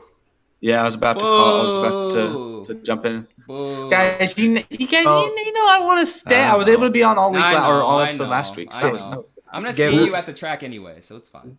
Yeah, I'll be at Fontana. Yeah. Give us your picks. Oh, I don't have all my picks. For the win pick, well, I know my win pick. I'm going to stick with the Penske hype train. I think Penske's going to stay fast. I think although Hendrick was a little surprising, this week. I think Blaney. He's been so close the last 2 weeks. I think Blaney wins this week. So there's my pick. Okay. I don't have my other picks off the top of my head. I don't know. Underdog.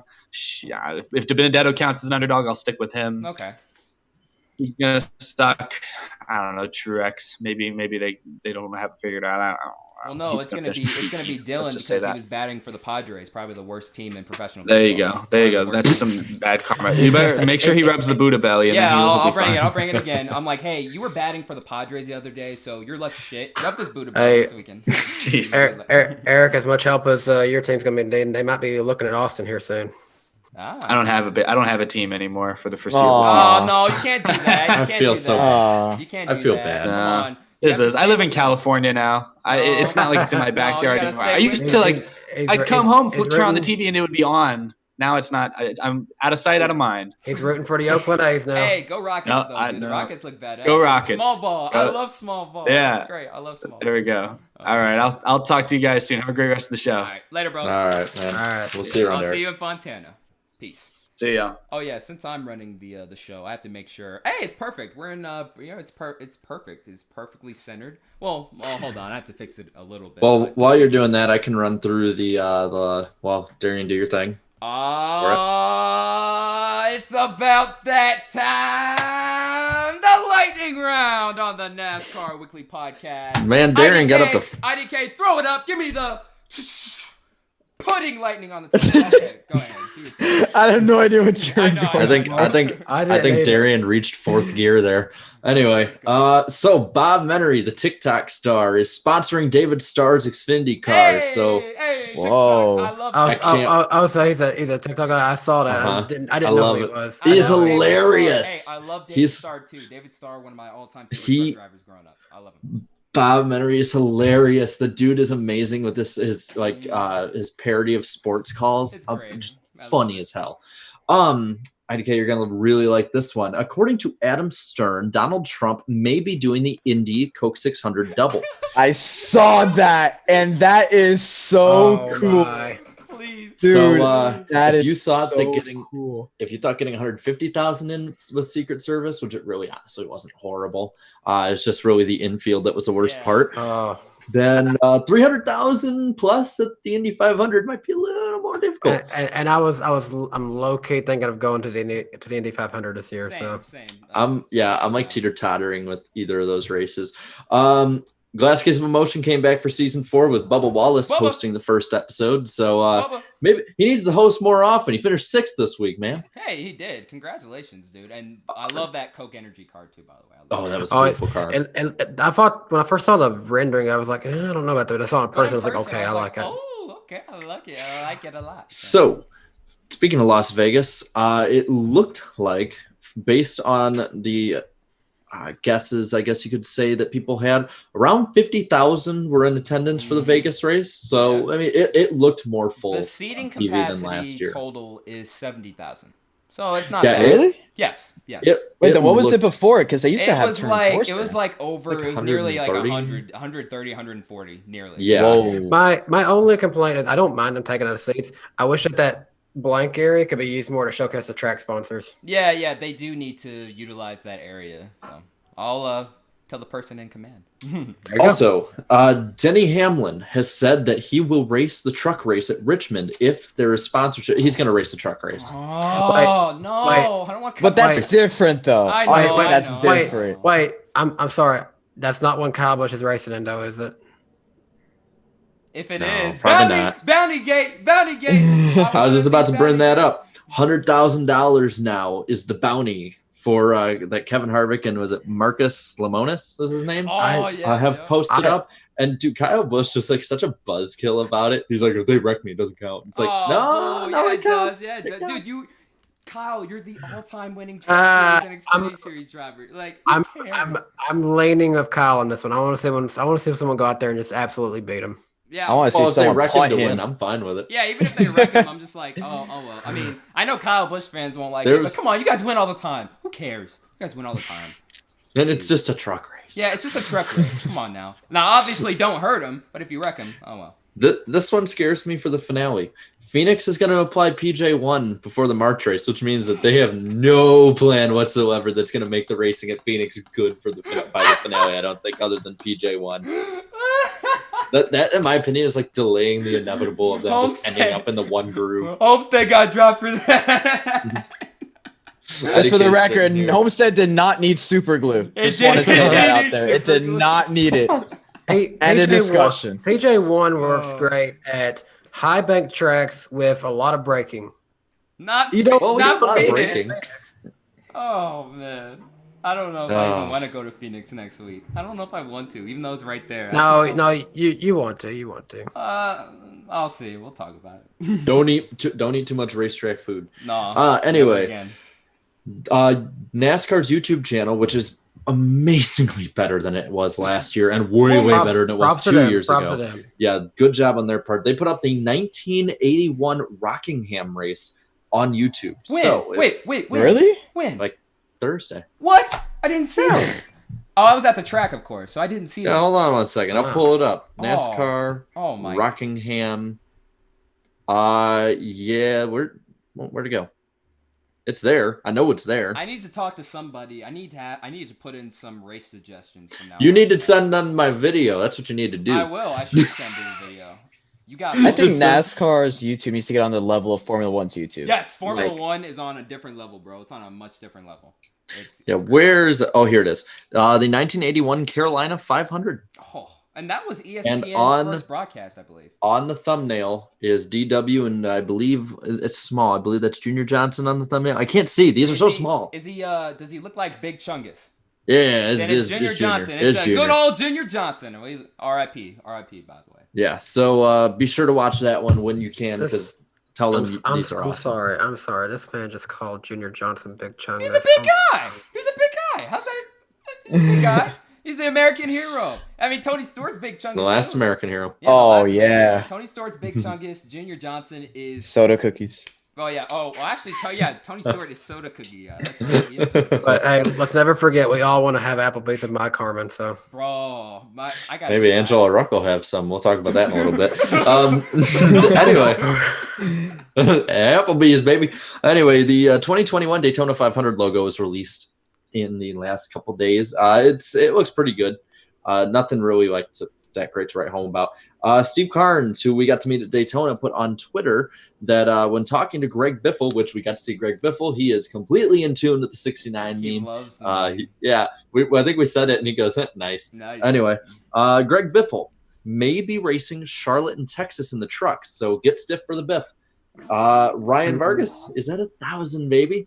1,000 subscribers. I actually wrote that in preparation for the show tonight because I was like, oh, we're going to get him there. We knew we could do that. So. We can do it, yes. And, yes, according to Bob Pockrass, and this will be the last, actually, two things. I want to end on a really high note. So, according to Bob Pockrass, William Byron will be the driver for the next-gen test at Auto Club Speedway this Monday and Tuesday. It is closed to the public and closed to the media. And the car that he's going to be driving is a newly built car. It's actually still being built as we speak by RCR. So basically, there's going to be more. There's something on this that they're really taking a swing at that they don't want anyone to see. You know, really quick, you said it's being built by RCR, correct? Did you say that? Yep. I wouldn't be surprised if once this car comes out, because I think RCR has been the team that's been mainly responsible for building this, right? They've had the biggest edge. They are going to come back strong. I think. No, they should come back strong. If they don't, even after all of this pre-testing and basically getting a jump start on the new car, that's going to be really disappointing. Right? Which so far this year, they're off to a pretty good start. Austin Dillon got a top 10, and Tyler Reddick, did he get a top 10 too, or he finished close inside the top 10? And shoot, Bubba Wallace affiliated with him. He got a top 10. Ty Dillon got a top 10. Mm-hmm. Oh my God, that's right. He did, and it's looking up. It's looking up for them. Last bit of the lightning round. Let's end on a very positive note before we go into World War III on Twitter. Yes. Ryan Newman. Oh. He went fishing as therapy, and he was at Roush Fenway Racing a week after being released from the hospital. So Even his I'm family just, is it's in good. on the You'd memes. love to see it. His You'll love to family's see it. his family's in on Yeah. the memes I know. too. I know. Isn't that great? Isn't that so cool? They said that the entire time in the hospital, Newman was wanting some Krispy Kreme donuts. That's Oh my gosh. Like, Oh my like, gosh. can we get Krispy Kreme on board for one race of There's a Newman? reason Tony Stewart hired him back in 2009. They're basically like the same. They're on the same driver. page. Yeah, they're basically Same on width. the same page, same width, same thickness, same whatever you want to say. But, oh my Real, goodness. real quick, Darian's before, obsessed with thickness. I am, by the way. real quick, but before we go forward, we do have 2 more super chats that came in. Super chat. Levi Shones gave $1.99. Said bring back Riverside, Ontario, Yep. and Nazareth. I don't know if any of those are even. They're all still- nope. They're all dead. But bring them back anyways. Buy NASCAR 2005 and you can have Nazareth. There you go. There you go. but no Pocono. Oh, there is no Pocono in that game, and no Jeremy Mayfield either. That's right. Yep. It's funny how EA Sports games was like had everything, but they was also missing so much. Like NASCAR 08 had all the Roush drivers, but no Carl Edwards. It was because of a whole Oh, like, he had a licensing game. reasons. Yeah, it was like he had another That's gaming right. deal in the works That's at right. the time. Which, Yeah. And it didn't even come out, did it? No. Nope. It was a waste of time, basically. Sterling Siemens gave $5, and he said, "In my opinion, the bounty should be awarded to whatever truck regular beats Kyle Busch for a win, not a I like cup regular." that. I like that too. I think they should be just as eligible for it. I do too. You know, someone who has potential, Sheldon Creed. He was running in front of Kyle Busch in the Vegas race. Sheldon Creed is one of those dirt drivers who he has a ton of potential, but he still just can't quite figure out these, big trucks yet on the asphalt. So just give him some time, and I guarantee you he will come through. Just watch. All right. Yeah, that's the lightning round. Hey, our- that's the lightning round. Okay, go ahead. All right, gentlemen, man your weapons. Here we go. Here we go. Get your guns Where do out. we- Get your pistols. Get your knives. Get your pitchforks. Where We're do about we to even go to war. start? We've went to now to the TMZ portion of the show. So where do we even start? Man, dude, I'm just gonna say it. I read a lot of things that kind of made me mad as a YouTuber about that was shade being thrown towards Eric and Joseph. And granted, Joseph was fine in my opinion. The people who sent him there, that's a different discussion. But both of those guys, from what I saw, handled themselves just fine. I saw way more unprofessionalism from people who've been doing this a long time this weekend. Yep, and I was just about to say that. It is funny and very hypocritical that, well, first of all, let me give you some context. Right now, most of us are in school. IDK is a freshman at his local community college. Jarrett is a junior at... Senior. I'm sorry. Well, yeah, senior now. And Yeah, buddy. Senior. At NIU, and I'm currently a junior at UNLV, and my major is and Danny graduated. And I have my degree. Yep, from Tennessee. Go Vols. And I'm a journalism major in particular, and one thing I noticed around my sophomore year is that the industry of NASCAR, and there's a ton of fine people in there just being at the racetrack, and I want to say that first and foremost. But the harsh reality is that unfortunately to get in this business, no matter where you are, you either have to know somebody or have a lot of money. That's just straight facts. It's the reality of the situation. So you have to stand out in your own way, and that's why I decided to do YouTube, because I didn't know any other NASCAR fans, and it's blessed me so much with so many opportunities. Just getting to hang out with you guys in general has been great. And, going to the track and making content and still making our regular content, too, that we've been doing. And I have to give props to NASCAR, too, because NASCAR hasn't asked us to change a whole lot anyways. Like, I feel like there's, like, this negative perception now that we're, sort of working with them now, sort of collabing with them right now. We're is shills. That, we're basically shells, or we're not allowed to say anything bad. That is not true at all. I think the one problem they have is maybe the way we word certain things, which isn't even a major issue. It's like, just basically, you can say the same stuff, just word it like this, basically. I mean, that's no big deal to me. That's fine. That's whatever. Be on a cussing abstinence. Yes, pretty much. Like what Jared's been doing for 2 years on the podcast. But the point I'm trying to make is that I've looked up to journalists such as Jeff Gluck and Bob Cockers for years, and Yeah. and you know, even Jennifer Fryer to a certain extent as well. I came up to the media center with and also Davey Siegel. I almost forgot about Davey. Yeah, don't forget Davey. Come on, man. Davey is awesome. Yes, you know, those 4 people, I came up during the to the media center just to shoot the shit and to talk to all race weekend,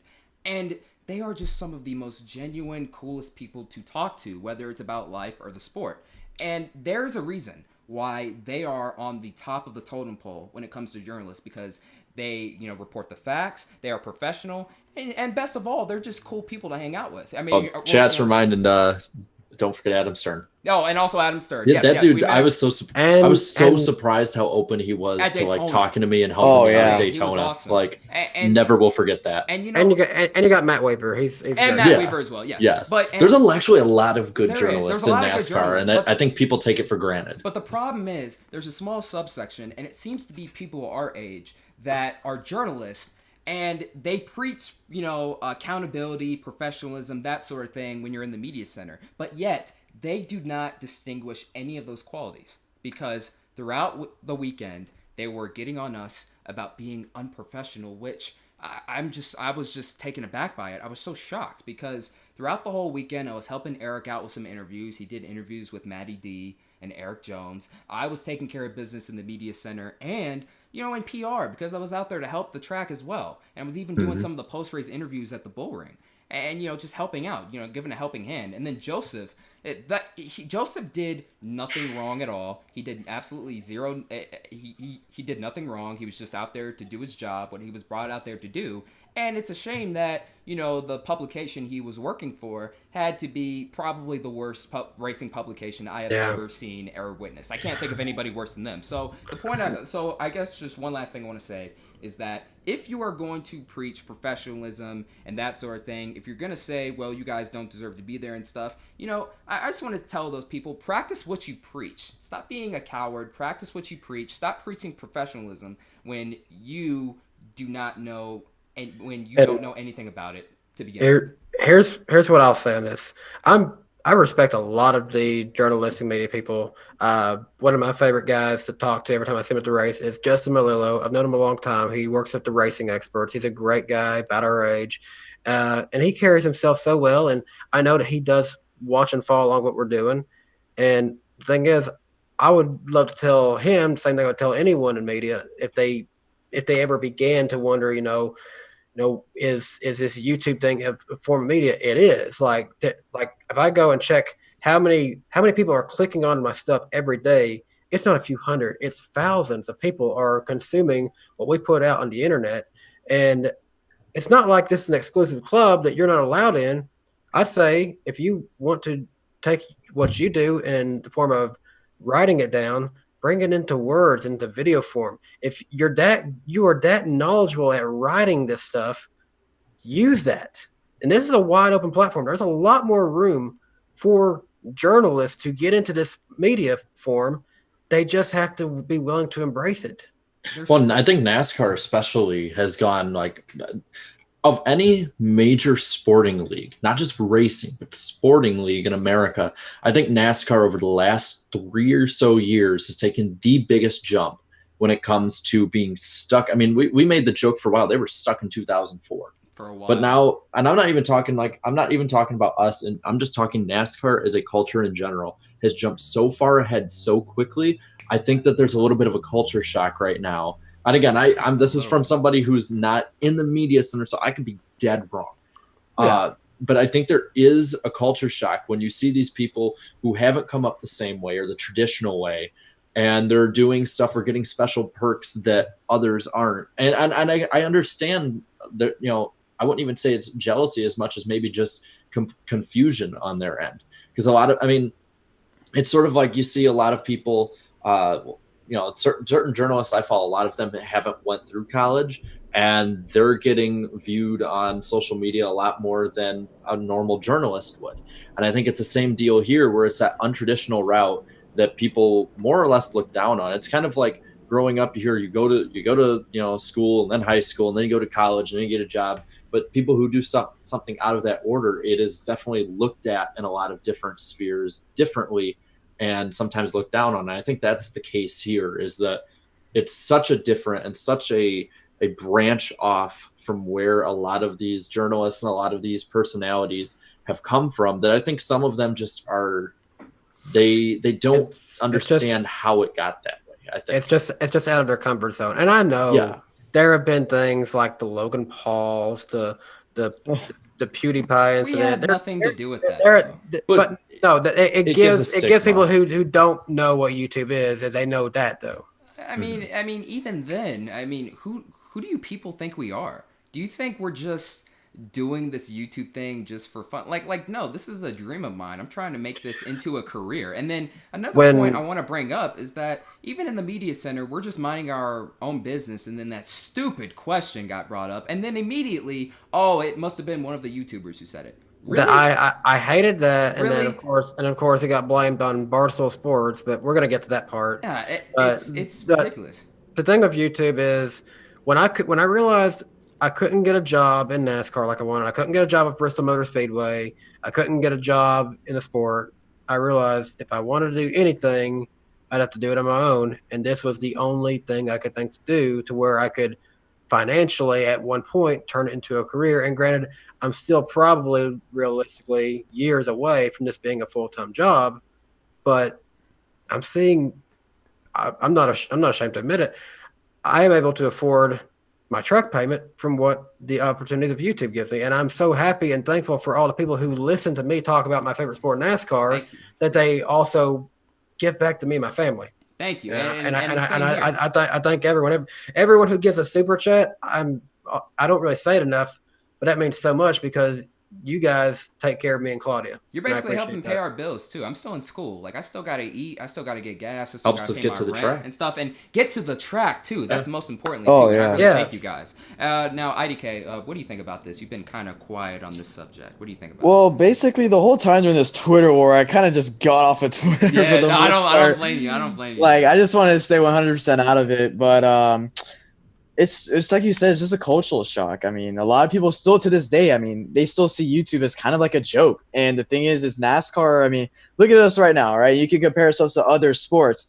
I mean, you think of NFL YouTubers, they're in the millions. You think of baseball YouTubers, they're in the millions. You look at us. Basketball YouTubers, there's oh my gosh, like you see people like Pretty Boy Fredo and all that stuff. But then you look at us, and it's like we're just a little bit different. Yeah, we have less of viewership and all that stuff.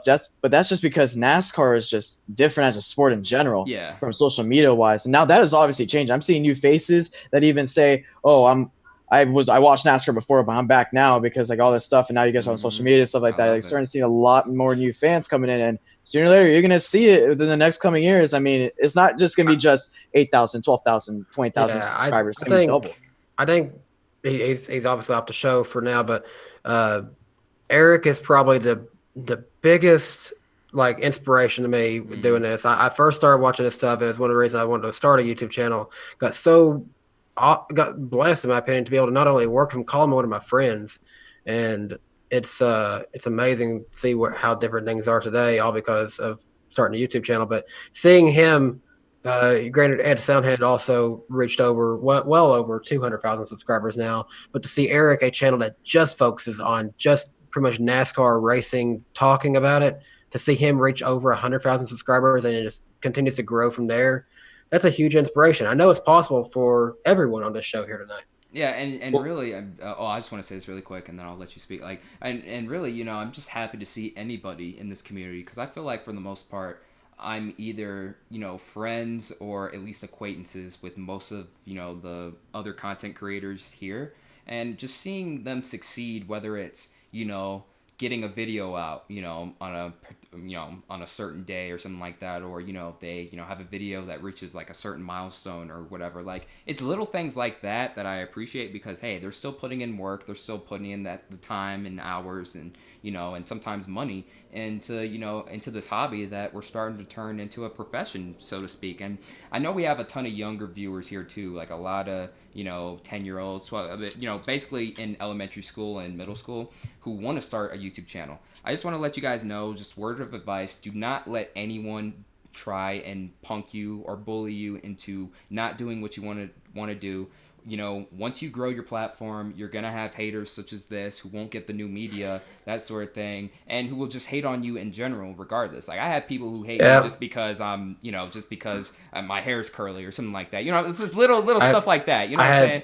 I have comments all the time that make fun of the way I speak. I got one just today. It said, "Do you have a dip in your mouth?" Exactly, stuff like that. So I just want to give advice to these kids. Like you have to weather the storm from time to time. You're gonna get blowback. It comes with the territory. It's fine. Just as long as you conduct yourself in a certain way. Look, you're not gonna have control of the narrative all the time. You're not. I learned that the hard way. It doesn't work. You can't make everybody happy either. So just focus, keep grinding, and do your own thing. Yeah. Well, and I think this whole deal is just a learning experience in general. Because I wasn't mad at people not understanding it, because I admit, like, even from far away, like back in 2016 or so, if I'm looking at this, I'd be like, what the hell are they doing there? One of those deals like that. Like, that's just how I would have viewed it. My biggest problem with any of this was just, I don't know how better to say it than just cowardice. Yeah. The subtweeting, the not responding to anybody who's like, hey, what do you mean? No DMing. Like that's at least, I think, where I branch off from a lot of these people is like, if you're going to have a problem with somebody, or, especially if it looks like they're going to be around a while, like you got to fix that up and like talk to them, at least agree to disagree. Yeah. Man to man. Find some common ground, I don't get it. I just don't get it. It takes a lot for me to be ready to hit the block button on someone, because if you're just straight up throwing personal insults at me, you're past the point where I can try to understand where you're coming from. Well, because we saw so many people, especially Darian and I, when we were walking through the garage at Daytona, so many people that have had problems with us, but as soon as they see us, they look down or something. Yeah. Or they won't walk up. And it's like, look, I'll be completely real with you. Like, I want to talk to people that disagree with me. Like, talking to people that agree with you the entire time is the best possible way to turn into what a lot of people end up being in echo chambers. That's just hanging out with your friends. That's what we do here on the show. Yeah, I already got a ton of friends as is. And even on here, last year, I remember people were like making jokes. It was like every time we talked about the package, oh, here goes Jarrett versus Eric. And it's like, we're friends. We just disagree with it. So if friends can disagree and talk this stuff, so can I think that outside of it, people who disagree, we can figure it out. Because at the end of the day, a lot of these people that are coming in from YouTube, a lot of us coming in, are probably going to be in the sport for a long time. So it's better just to learn about each other and get along than just start little pissy fits on. Exactly.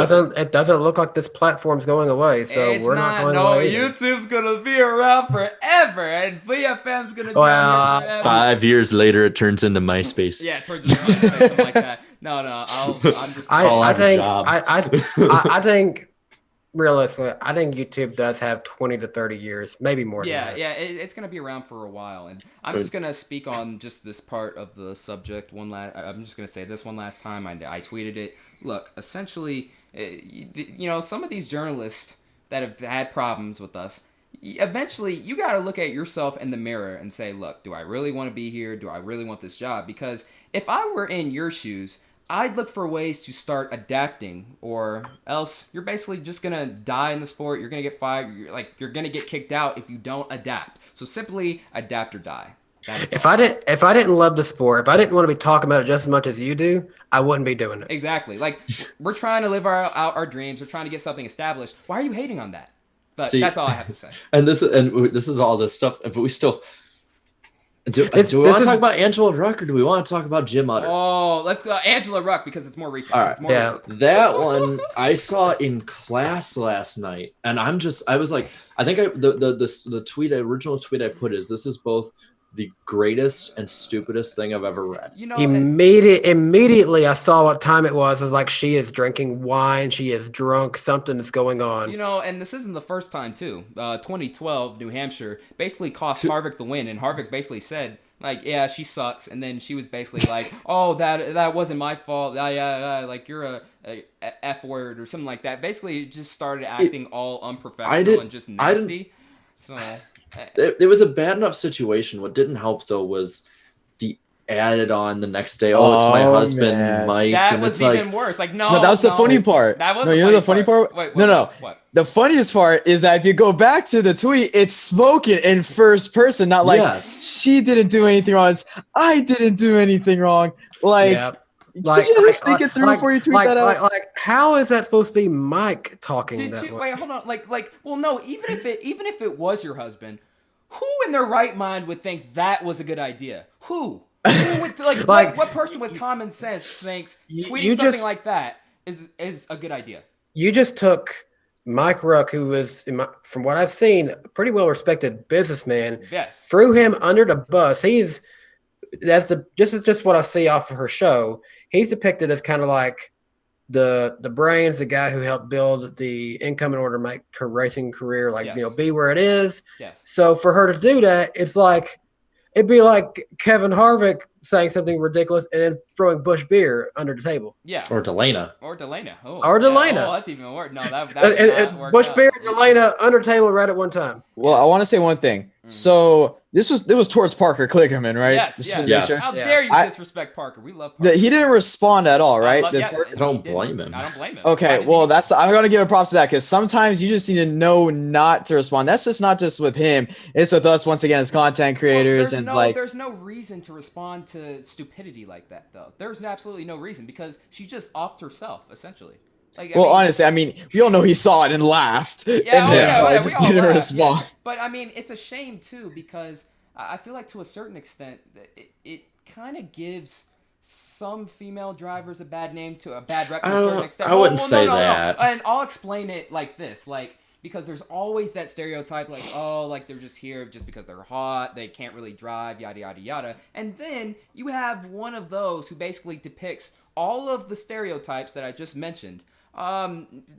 Just doing something stupid like that. Now, I'm not saying as a whole that affects everybody, but I mean, to a certain extent, I feel like stuff like that does affect maybe some other female drivers in the garage area, just a little bit. I just think in general, the stuff we were talking about and the stuff we're going to get to, this whole thing is just stupid. Completely embarrassing for the sport. All this stuff like this thing, I think is the least of all. It's just driver to driver or driver to one media member, but just all this stuff has been some of the saddest part most about this embarrassing stuff I think we could ever have on display with more people watching. The saddest thing about this whole deal, last week the entire community was locked in arms, united. Like, hey, Newman's okay. The sport's coming back. It's a new era. Let's do this. And literally, less than a week, y'all lost your minds. I'm ready to fight y'all. Let's go. You guys lost it. It's because Paul Menard isn't here. He's the glue that held us all together. I was thinking that too. Paul Menard was the glue that we all needed. Please, Paul Menard, come back. No, it's David Reagan. We were fine at Daytona, then David Reagan's gone. It was David Reagan. Oh, that's right. That's right. Yeah, good point. Interesting hypothesis. Yeah, good point. And now we get to the grand finale here. Oh, no. Here we go. Utter versus Portnoy. This whole thing's stupid. It was dumb because Barstool, they're just another new media outlet who's on the rise. They have the millions disconnect, of man. followers. It's these journalists who are set in their ways. Like, bro, it's not 2004 no more. There's other different types of media that just aren't publications such as yours. So stop hating on it. Just embrace it, and maybe you can even take some lessons from it and build your platform up. Well, it's just immediately jumping to it was my problem. I just have to imagine because, I can't remember what I said exactly, but I seen something that was ridiculous that Jim tweeted last year, and all I did was retweet it, and it's this is people who are covering the sport, and then next thing I know, I'm blocked. Welcome to the club. Nothing. Hey, and so you guys got blocked by that? I got blocked in 2015. Even me, as what? A lot of people say I seem really nice, and I nice. think I'm a nice Danny, guy. Yeah, man. So even I'm blocked by Jim Utter. But I just have to imagine that he saw one bad thing he didn't like from him. Well, He's like, I'll block him. That'll end everything. Well, Yawn. the whole thing started was because that trolling guy, whatever his name is, freaking asked that question. Dummy McDummy. Yeah, pretty much Dummy McDummy asked Logano a stupid ass question, and immediately. I'll go ahead. The article that came out of that And Wait, are then- you talking about the one from Daily Beast? No. There's one from Daily Beast now that's basically like saying how horrible Portnoy and don't get me wrong, I think that the response is completely immature and people should actually be. I don't think Matt Weaver should have got the crap he got. Well, no, I'm saying the guy, like a fan sent me this on Instagram. The guy, the Mark DeBello guy, to ask that ridiculous question. His article, you would think, where is this article going to end up? It's on LinkedIn of all places. What? Are you serious? Yep. Mark Anthony DeBello on LinkedIn.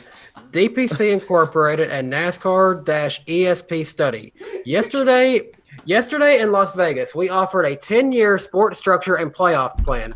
Note, unlike the NFL, Super Bowl Sunday, NCAA New Year's Day, March Madness, MLB Fall Classic, NASCAR has no branded official day apart from maybe Speed Weeks. Note, one of the most profound branding and structural issues has always been the Daytona 500 opening season. Quotations, NASCAR November. Week 1, Las Vegas, Wall Street, Westlake. Week 2, Charlotte, the birthplace of NASCAR, home of the NASCAR Hall of Fame. November 11th, Veterans Day and Military Appreciation Week. Week 3, Daytona. All roads lead to Daytona Championships Week. And this is where it starts to get even good. Gander RV Truck Series, Championships Weeks 250. Xfinity Championships Weeks 475. Monster Energy Cup Championship Weeks 495. Note, the main interstates in Florida are I-4, I-75, and I-95. Daytona 500, the Great American Race, 200 laps. I don't know. Okay, we gotta cut this off. What's going We on? gotta cut this What off. is going on? What just happened? I don't know what the hell's going on. What is Lost going brain on? cells. Yes. Oh my That's gosh. where it's at.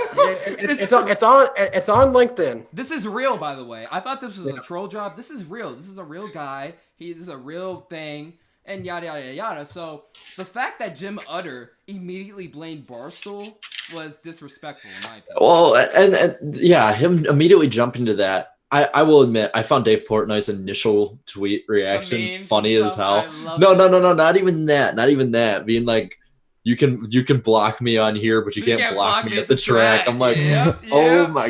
Dude, it's I- great. It's what the I think sport the needs. I'll be honest. I think the memeing was fine. Memeing somebody is fine. And I don't think I get so annoyed by people on social media. Two types. One, the ones that think that it's a one-way street, and anytime they put something out there and somebody criticizes them and they rip on it. And then on top of that, I Now continue. don't like when people rip or when people say that you need to control your audience. I am in control of myself. I get that you have reach with your audience and you know, I think going in there and saying bury this guy like everyone is wrong.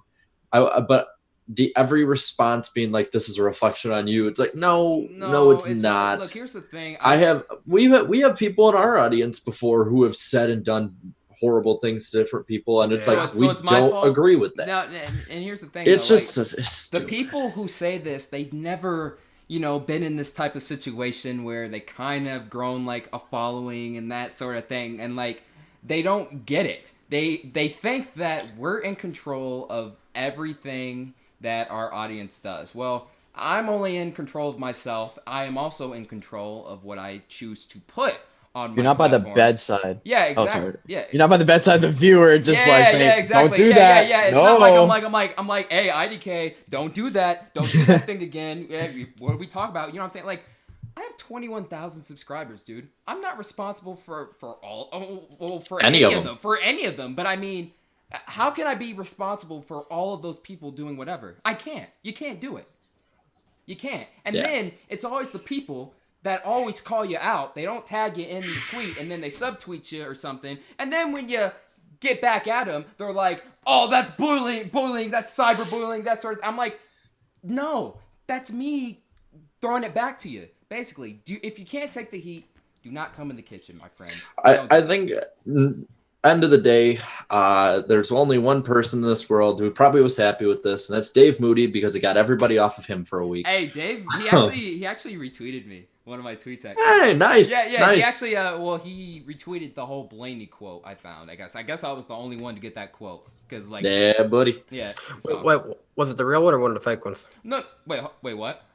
There's That's like a the bunch real of Dave Moody. No, it was the real one. I clicked. Okay, Don't worry, I okay. clicked. You're like, Cause- you cause- sure about this? Yeah. because I know there's plenty of fake Dave Moody's Oh out there. no! It was the real one. I checked. It had over 100,000 followers. Yeah, no, it was the real one. Anyway, so I guess all we have left is picks, and then the big announcement of who our guest will be next. Wait, hold up, IDK. You already know who it is, right? Oh, Yep. Told him. All right, oh gosh. Okay. As personal of an episode as it's been, I've completely forgot about that. Hey, you'll find. Oh, and really quick, do you want to get the super chats done really quick before we Yes. go into this? Yes, sorry about that. Don't worry about it. No, it's all good. Also, 239 people watching. Let's Click the see. like button. I Nick don't know that how many. like button. So again, there's two that came in from Carl Singleton. I see one. He gave $2. Said still waiting for Any Cars Matter. I'm sure it's coming very soon. Dude, guy, look, I've been super busy. The season kicks off next month. Trust me, I will have finally got my content next playoff. month by the very latest. I promise. understand it. I finally got my playoff video out today. And Danny B fishing stuff. It'll be coming here for you. No, from me. Trust me. Just be patient. And there was another from Carl Singleton, $2. I appreciate that one again. I just didn't quite. This weird glitch. I don't know what it is. I can't see that one. But we have Jason Strait gave $5. Appreciate it, Jason.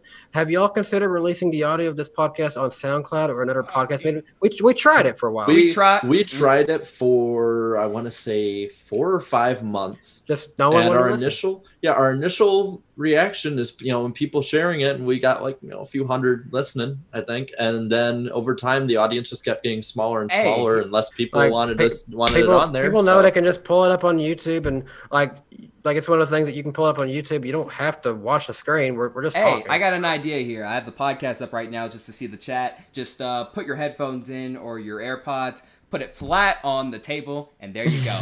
You have a digital voice version. Then they can't see our 4 beautiful faces. Yes. No homo. If you don't want to see us, no homo. If you don't want to see us, though. You forgot that earlier with White Flags Matter leaving. Hey, Matt. Hey, what's up? No, he's back. He's taking a dump right now. Oh my god. How was class, man? How was class? Oh, he said it was boring. So yeah. No, the bathroom's right here. Hey, come in the room when you're done. By the way. All right, go ahead. All right. Well, all we got left is picks. If there's no others. No, there's some more super chats here. More super chats. Yeah, That's Blue Jimmy 48 fan gave $5. Appreciate it. He said this is something I unfortunately had to deal with yesterday. Probably social media stuff. Well, no. I know the whole situation. I'm not going to go into details, but I talked with him, and he'll be fine. He'll be fine. Yeah, I hope it all works out Wish for you you. the best. Yes. Wish you the best. Sterling Simons gave $2 again. He said, "Tell the story, don't be the story." That's a good point. Hey, good point. yeah, somebody gets it. That's what we were originally doing. Well, but we've been guilty of being the story. yes, before, I so- have in the past. Yes, even to my own accord. Trolling and Me stuff. too. But I have toned it down since, and I'm trying to, put on a professional front. So hey, people change. That's a good boy, Darian. That's a good. What? I ain't your dog foot. What the? Oh man. All right, picks. All right. Who is gonna suck? Let's start with our guest, IDK. Who is gonna suck this weekend? Okay, hold on. He started. Wait. Who's gonna suck? I mean, Daniel Suarez. No. What? All right, let's not be disrespectful. Okay, no. Who's gonna suck this week? Man, I'm just gonna go with Cole Custer. He's just a rookie, man. I mean, he's not gonna do it. I just it's not like the early 2000s where he's a rookie, he's gonna win 5 races. No, He's a that's rookie, what I'm do saying, well. No rookie is gonna. I don't think any of the rookies are gonna win this year. Honestly, that's just my honest opinion. But I think he's not gonna do well, and that's basically that. Yeah. Yeah, I'm going to go with Ryan Preece here, that 37 team. Like, Ryan Preece was coming in this season as perceived to be possibly the #1 driver over at that team. Hey, Matt, really quick, come here really quick. Hold on, make your pick. Who's going to suck? No, come on camera. For what? For the race, who's going to suck? What's up, White Flies Matter? Yeah, for the race. Cup race. Who's going to suck? Which race? The cup race. Okay. Yeah, my bad. Who's gonna suck? Suarez. Yeah. He just Hell said yeah. Did he say Suarez? Yeah, IDK says. Oh, really? I'm saying Suarez just because I haven't heard much. Oh, from okay. this All right. Who's season. gonna win? Who's gonna win? And then I'll let you go. Okay, well, Harvick. Harvick. Okay, that's Yeah. Who do you guys say? Fair pick. Oh no, we haven't made our winners picks yet. No? But we got yours in. Okay, well, Okay, there you can go. Bye bye. Love you. Bye, Black Matter. Love you. Love you too. Yeah. All right. I now- love this show. But anyways, Ryan Preece, he was perceived to be possibly the #1 driver over at JTG. I know we're only 2 races in, but that 47 has looked extremely fast in the first 2 races, and the 37 team is low key. Again, it's only the first 2 races of the season, so we'll see how it progresses. But from what I've seen, the first 2 races have been kind of lackluster compared to the 47. So I'm not sure if they'll be able to even reach that form, even the slightest. So just for this race, I'm going to have to say Ryan Preece is going to suck. Okay, for me, I think honestly my who's going to suck pick, just because they haven't been off to the greatest start, it's going to be the 20 team of Eric Jones. Oh, yeah. Well, I'm gonna pick his teammate for who's gonna suck. This might not be a popular pick. This guy has a 16.9 average finish. Only he has no wins here, 2 top 5s and 7 top 10s in his career. I'm going with Denny Hamlin. Denny Hamlin is my suck pick, as much as I don't want to say that. Damn. That's a shocker. That's a shocker right there. I mean, Yeah. he was awful in Vegas, though. So there's some validity to it. I mean, he's Yeah, just that so too. bad. I mean, most Sorry, Hamlin fanatic. Yeah, I'm sorry, Hamlin fanatic. He had to do it to you there. God damn. All I right. gotta do it this week, man. All right, now, underdog picks. IDK, who's your underdog? All right, underdog pick. In 2016 we wouldn't be calling him an underdog pick, but I mean it's 2020. I think Jimmy's gonna get it. Yeah. I was like, he's gonna do really well, honestly, because I mean it's Auto Club is Jimmy, but I mean I saw a spark from Las Vegas, and I mean That whole team. I have that feeling. You know what I mean? I just have that feeling. That whole team is on Yeah. something else right now, so it's looking good. So for my underdog pick, I'm going to go with Austin Dillon. I know he got a ton of crap last year, and really for most of his Cup Series career, just not living up to expectations. Only 2 wins and since 2014. Not necessarily, the best performance when you compare it to his Rookie of the Year competition, Kyle Larson, way back in 2014. Larson has skyrocketed with Chip Ganassi. But I do see a ton of improvement in that RCR team over the past over the first 2 races. I mean, Bubba got a top 10. Austin got a top 5. Tyler Reddick, I think Tyler Reddick got a top 10. But if he didn't, he was at least running inside the top 10. So there is potential there. I feel like Austin Dillon is going to get the job done this weekend. I'll go out on a limb. Top 10 run. I don't think. I was thinking maybe top 5, but nah, not quite yet. I could see a top 10 finish though. Austin Dillon.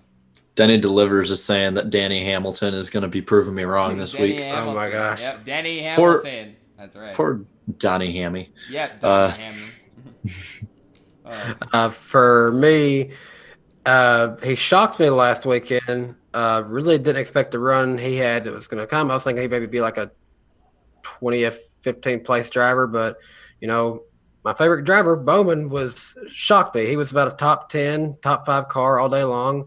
Then with the elimination of Chase and Truex, who I thought were the 2 best cars in the race, he was looking like he could maybe win the race. So underdog performance by Alex Bowman this weekend too. Well, I'm going to be doing a repeat pick for my underdog. Darian, I'm with you on here. Austin Dillon. I was looking back to really just last year. He won the pole last year and finished in the top 10. The RCR cars have looked stronger out the gate in the first race than they did in the first race last year and the Vegas race last year. So I think the Austin Dillon is a dark horse pick. I don't think he's going to be winning this race, but I could see him being a maybe lower end top 5, top 10 driver in this one. Okay. Now, all right, who's going to win? Who's going to win? All right. The moment. IDK player. Who is going to win? Not win. Who's going to win Well, Fontana. first thing I gotta say, Fontana is mostly a driver's track that is towards, the drivers that have raced there a lot. You know what I mean? You're not gonna see a lot of rookies do well, honestly. And I mean, when's the last time you've seen unless you're Jimmie Johnson, of course. Of course, but like, when was the Kyle. last time we've seen a first-time winner or a young driver really win at Auto Club? Let's say Kyle Busch. Yeah, Kyle Kyle Busch, Busch. 2005, and that's Jimmie what Johnson, I'm going 2002. for. Oh, I think Kyle Busch is gonna get it done. Gonna get it done this week. I mean, you're not gonna see a bunch of rookies, just come out and whoa, they're doing well at Auto Club. I mean, it's just not that type of track, including with this aero package. So honestly, I could see Kyle Busch getting it done here. so what you're saying is it's the typical suspects that will be up front. It will be the typical suspects. Yes, and one of those brand new typical suspects he will soon to be in the top 5 on a consistent basis. Ryan Blaney, who honestly should have 2 wins in a row by now, was competing for the win in the 500, and then in Vegas he had the race won, but that's life, and he doesn't get it done. And Blaney and that team, they were dejected after the race. I just saw how pissed they were after Vegas. And maybe I mean, I know they're the points leaders, but this team is hungry, man. I mean, with Todd Gordon running the show now, who was a former championship crew chief with Joey Logano in 2018 and winning a lot of races, this is a big year. I mean, what's his name? Timothy from the Follow the Lead podcast had even predicted. Follow the Lead. Yeah, Follow the Lead podcast had predicted that, hey, Blaney's going to have a breakout year. He's going to be a championship contender. I was like, I don't know quite yet. But, I mean, he's definitely proven me right on that subject. And Ryan Blaney running the Kobe Bryant scheme, a tribute from Body Armor that Kobe had invested in with beautiful with the 24 and the 2 on the back of it, with the skin snakes look and the purple and gold. It's just amazing. And he's just been running super brilliant recently. He has to win this race. Ryan Blaney is going to get it done. Well, that would be great, and I think it would be great to see Byron get his first win in that car as well. I am not picking one of the Kobe cars to be the winner of this race. However, if you recall, years back, no, not many years back, more like 5 or so years back, this track played into the hands of one particular driver really well, this one along with Michigan. And Chevrolet is coming back, that is for sure. Guys, Kyle Larson will win another race at Auto Club this weekend. It's been a while. It really has. See, I want to do some unique and nice pick as the last pick of the night, but going Kyle Busch. Yeah. He was so dominant there last year, and I think that he's going to want to come back after this past week at Vegas, where he was really a non-factor for it's been a while since I've seen Kyle Busch that much of a non-factor for the entirety of a race. I think he's going to come back strong this coming week, and I think that Kyle Busch is going to prove why he is the man to beat in all 3 series. Yeah. All right, that's it. Well, so that'll do it for this edition of Picks. And well, is it about that time for the big announcement now? It is. I want to see though what the chat thinks. So let's give the chat a minute. Hey, chat, and see who they think. Who's our next biggest guest for the NASCAR Weekly Podcast next week? Just put any name. On my channel, by the way. Yes, on Jared's channel, by the way. We know who it is, but obviously you guys Yeah. don't. So, over the next minute, please spam it in the chat who you think it is. Let's see. I see. And don't say anything if you see it, but we'll just say if we see it or not. Yeah, we'll say if we see it. Let's see. I see a lot of drivers. It's a lot of drivers right now. They're putting in the chat. By the way, real quick, while we are waiting, I just want to get these last few super chats out of the way. Super chat. We have C Baker, $38.99. Appreciate it. Can we get a Leroy Jenkins? Jenkins. At least I got chicken. Someone said Trump. Yeah, we got the president. Yeah, we got the president on, man. Yep. No, And then we haven't seen it yet. I haven't seen it yet. I wish. Our guest has not been in there yet. It's not. He's not there. He's not there. It's not NASCAR Chasm, even though he did interact with me on Twitter today. We'll work that one out at some point. No, it's not Rick Hendrick. Okay, so is it a minute yet? It's been a minute. Should I just be outright and say it? Go ahead, do your thing. Oh, I saw it. Oh, you saw it? Yep. Where? Wait, who said Where? it? Hendrick Chase 9 said it. Oh. Yeah. We're gonna have Steve Phelps on the show next week. We don't know which time. We're still working out how much time and at what time he'll be on. But yeah, this has actually been a long time in the making. Very we met late last year. Like, we met him in Bristol, and then we met back Really up nice again. guy. Yeah, really nice guy. Really likes talking with fans. And then we went out and to Homestead, and we talked to him for a bit. It's super in depth and always looking at different stuff in the sport and different aspects of it. I think he's a really big reason why NASCAR is making this big jump we're at right now, culturally. So yeah, make sure that you are there on time next week. Yep, he will be on in the beginning. Yeah, so really quick, look what I started. Have your questions ready. Look what I started in the chat. You just announced the guest, and they're still trying to figure out who the guest is. Oh my gosh, Steve Phelps. Oh, there's a teeny bit of a delay, maybe that's why. I'm not sure. I just saw myself do this thing like just now. Like I know it's been said. Yeah, like I'm assuming it's been said. Yeah, no, but yeah, so get your questions ready. Make sure you can be here on time if it is possible for you. I know for a lot of our viewers, getting in right at the mark is difficult because more than likely he will be on at the start. But yeah, it's gonna be fun, and think of some outside the box questions. We'll take ones that are in the chat too. It's gonna be nuts. Yeah, and in the words of IDK player, when this interview happens, get up off your seats. It's about it's about that time, man. It'll be great, man. Like, I mean, just having just the fact that Steve Phelps is just taking the time out just to even be on here, like, like the friggin' high up dude. He's basically running the whole sport. You don't see him on a lot of shows, actually. You don't. No. I mean, you only don't really see him at all. Like, you only really see him on like NASCAR's YouTube when they do some interview, showcasing some Dale Jr. download changes or the Dale Jr. download. But podcasts like this, no, not I'm really. excited. So I'm really too. excited. And I won't be wearing an Iron Maiden shirt next week. No, it's an honor. I'll probably have a polo shirt on actually for this one. I'll just wear my hoodie. I'll be dressing. I'll wear my. Hey, I'll have a nice shirt on. Yeah, we'll have a nice shirt. But, good. That's a show, man. So that's a wrap. That's a wrap, man. So I got it ready. Yeah, next week. So Steve Phelps on the NASCAR Weekly Podcast next week. Wait. Hold up. This isn't even on my channel. Danny, close out your show, bro. Do your job. Yes. So you got to understand this, guys. I saw Flying Gator in the chat earlier said the outro with "This Ain't the Enemy" is the best part of Danny B when he hosts the podcast. Guys, we can't do it tonight. Hold on. Can we sing it right now? The next minute. We'll just sing. No. This Please. ain't the